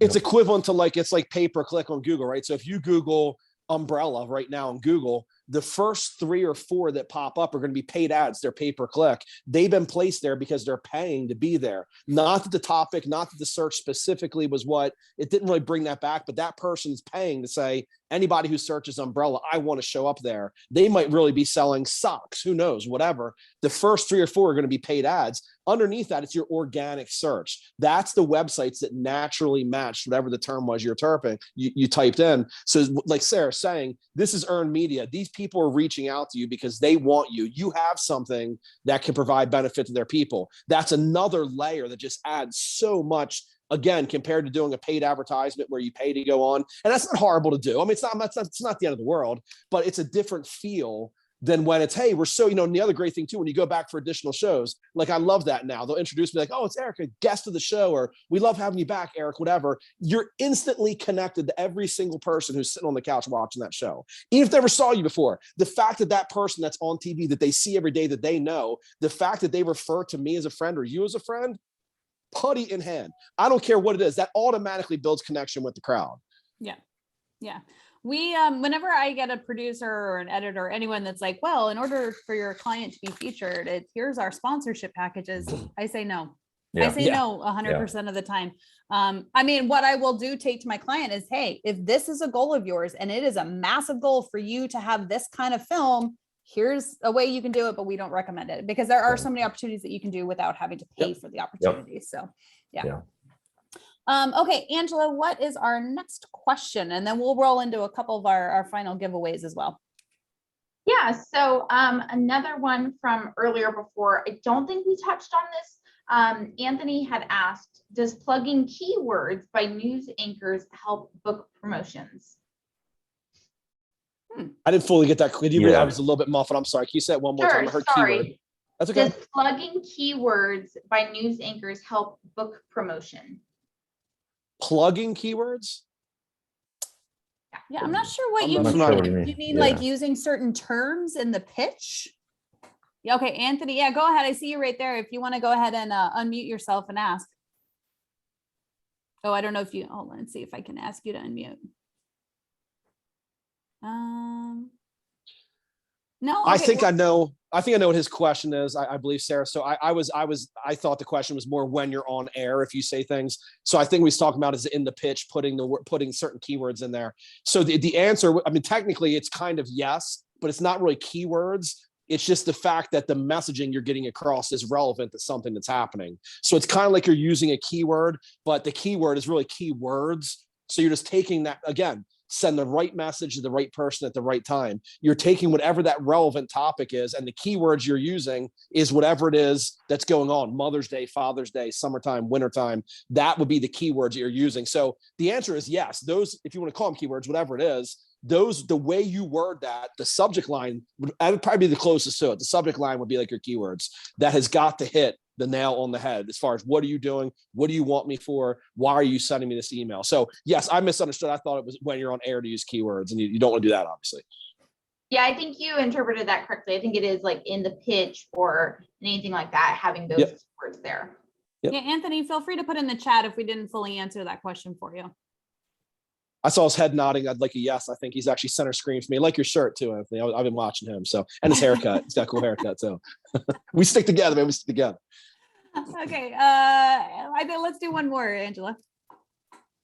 Oh, another question. Yeah.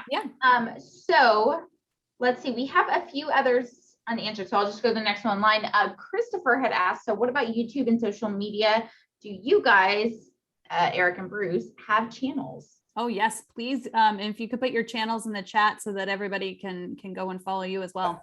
Actually, I have on my YouTube channel, nothing special, nothing like, millions and millions of followers or anything like that. But what I do is it's sort of a portfolio for me. So anytime I have a client on television, I put it on that YouTube channel. And the reason I do this is so that when I'm working with other people, they can kind of see what TV interviews look like. They can see what, when I have like a couple hundred on there. So you can see who does things well, who does things that maybe you shouldn't copy and stay away from. So I like I built this channel so I can share it with clients, especially new clients who haven't done a whole lot of television. Maybe they're newbies. So I can give them this link and they can say, oh, wow, yeah, here's some good people. I should, copy what they do on camera. Here's some people, I should stay away from some of the things. So there's good, there's bad. I obviously will not say which is good and which is bad, but it is there just for that purpose. I'll gladly share that.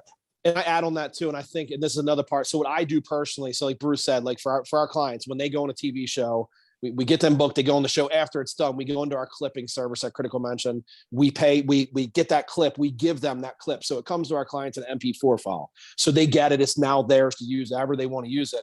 What I do personally for me and what we recommend to our clients, when you get that when you get that MP4 file, take the MP4 file and upload it to YouTube. So now you have a link. So when you go on Facebook, Instagram, Twitter, LinkedIn, whatever, what you do is you take the YouTube link and put it there. You don't try to upload your MP4 into Facebook. You have everything on the YouTube channel. Once it's on there, you copy the link, put it on your page, on your Facebook page. As soon as you copy it on there, the thumbnail shows up on Facebook. So YouTube is where all your videos are housed. And I do have mine. It's under just Eric Rittmeyer, I think. I don't have all my videos. I think I have a couple hundred of my TV interviews. I haven't uploaded all of them, but that's a great place. So anytime you want to refer somebody to a clip, you can just copy and put the link right there. Here it is. Here's my last interview on so-and-so show. Or if I have a really good interview somewhere and I think I do really well on it, I'll actually take that clip and I'll pitch that out to everybody and be like, hey, I was on the show last week talking about this. Here's an example. Let me know if you want to come on. But the YouTube stuff, the social media stuff, 100% absolutely positively yes. I'll send it out to my email list. Hey, I was on Great Day Atlanta last week. Here's the clip. Check it out. Let me know if there's any questions. The YouTube link goes on there. It's so much easier, and you don't bog down all your computer space by having 8 trillion gigs of video. So upload it on there. I also recommend an external drive. I have an external hard drive. So all my videos, all my MP4 videos, when I upload them, I put them on YouTube, and then I put it over to my external hard drive. So that way it's not burning up all my videos, all my MP4 files on there. And I just put in the chat box the YouTube link. You can see all those videos. And I put a link to Eric's website because he's got all his TV ones on there. And he's a really good person to follow. And could you also put a link to your website, Serbin Media, so that, in case people want to follow up or they have other questions, please feel free to put that in the chat.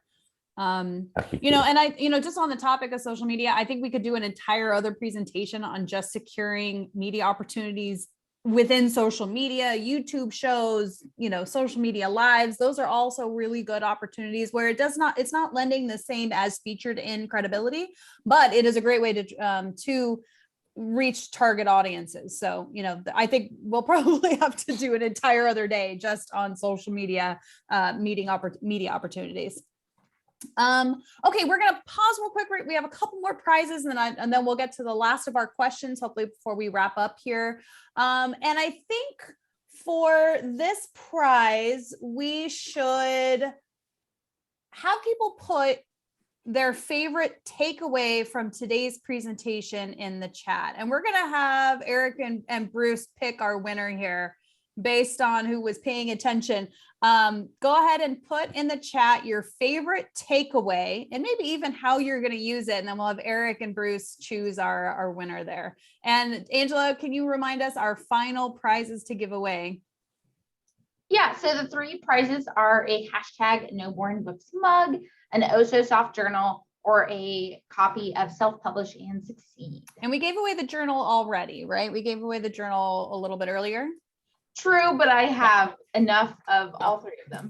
So okay, yes. So with your favorite takeaway, and after Bruce and Eric choose, you'll get to pick one of those 3. Which one you like? A lot of pressure, Sarah. I'm not good with pressure. Don't put this on me, girl. No, you're not good at pressure, Mr. Marine. You just told us you trained for it. I'm trying to get out of this. Bruce, you pick. You're better. Oh man, thanks. Oh, there's some Oh, good these are ones. all I'm gonna read good. some of Come these out. on. Yeah, right message, Oh, right person, right time. Oh, Write an article. I think I practice just saw one. And You it's hard saw for me the 'cause I'm one? on- Yeah. I saw one of them that I think it might be for me, but somebody just put up there, make it all about the audience. yeah, That's a clutch. That's clutch. That is good. Oh my That's gosh. that's a These good are- one. These are all Time great though. message to media. All right, we'll give you Yeah. another second. Anybody? Yep, good job, Aubrey. Say yes to small potatoes. Yep. And big potatoes. That's Your right. message should be viewer centric and how I can help people versus a blatant plug for the book. Absolutely. Boom. that. Order chicken dinner. See, you picked it after all, Sarah. I told Oh. you. That Yeah? was good. All That was right, good. all right. Unless there's other ones I don't Are see. we That settled was on that, actually good. Bruce? That works for me. All I like right, that. Linda, congratulations. Wow. You can email over to team@booklaunchers.com with your name, your mailing address, and which of those three you would like: a mug, a copy of Self-Publish and Succeed, or an Oh So Soft journal. Go ahead and send that note over to team@booklaunchers and we'll get that out to you. All right, and we've got time for one more giveaway.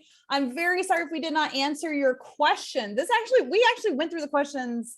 I thought we were gonna have time to do them all. So I do apologize if we didn't get you to your question, but all right. So for our last prize, we are gonna have Angela choose who was the most active in the comments, most active in the chat today. Who do we think that was? She's been keeping track. Have been keeping track. And just from the very beginning, let's see, Andrew Hall, you have been very active in the chat. So you also are our fourth and final winner for today. Congrats, Andrew. Yes, I really appreciate it. Andrew, you had some great questions that you put out there. I saw more of them come in that I know we didn't get to, so I apologize for that.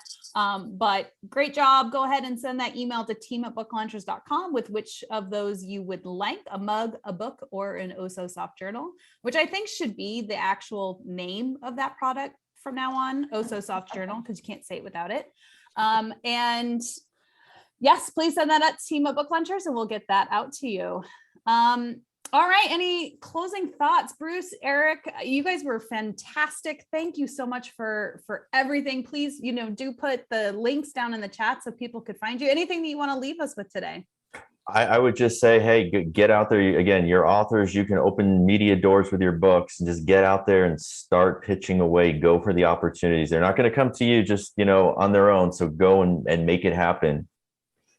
Yeah, I would agree with that. Again, it's one foot in front of the other, right? It's just get out. If something, again, nobody's going to bite your head off or anything. Get out there and give it a shot and try it. There's no right or wrong. It's no good or bad, whatever. It is what it is. If you guys need help in it, Bruce, I think you put, because I'm on my phone, I can't put that in there.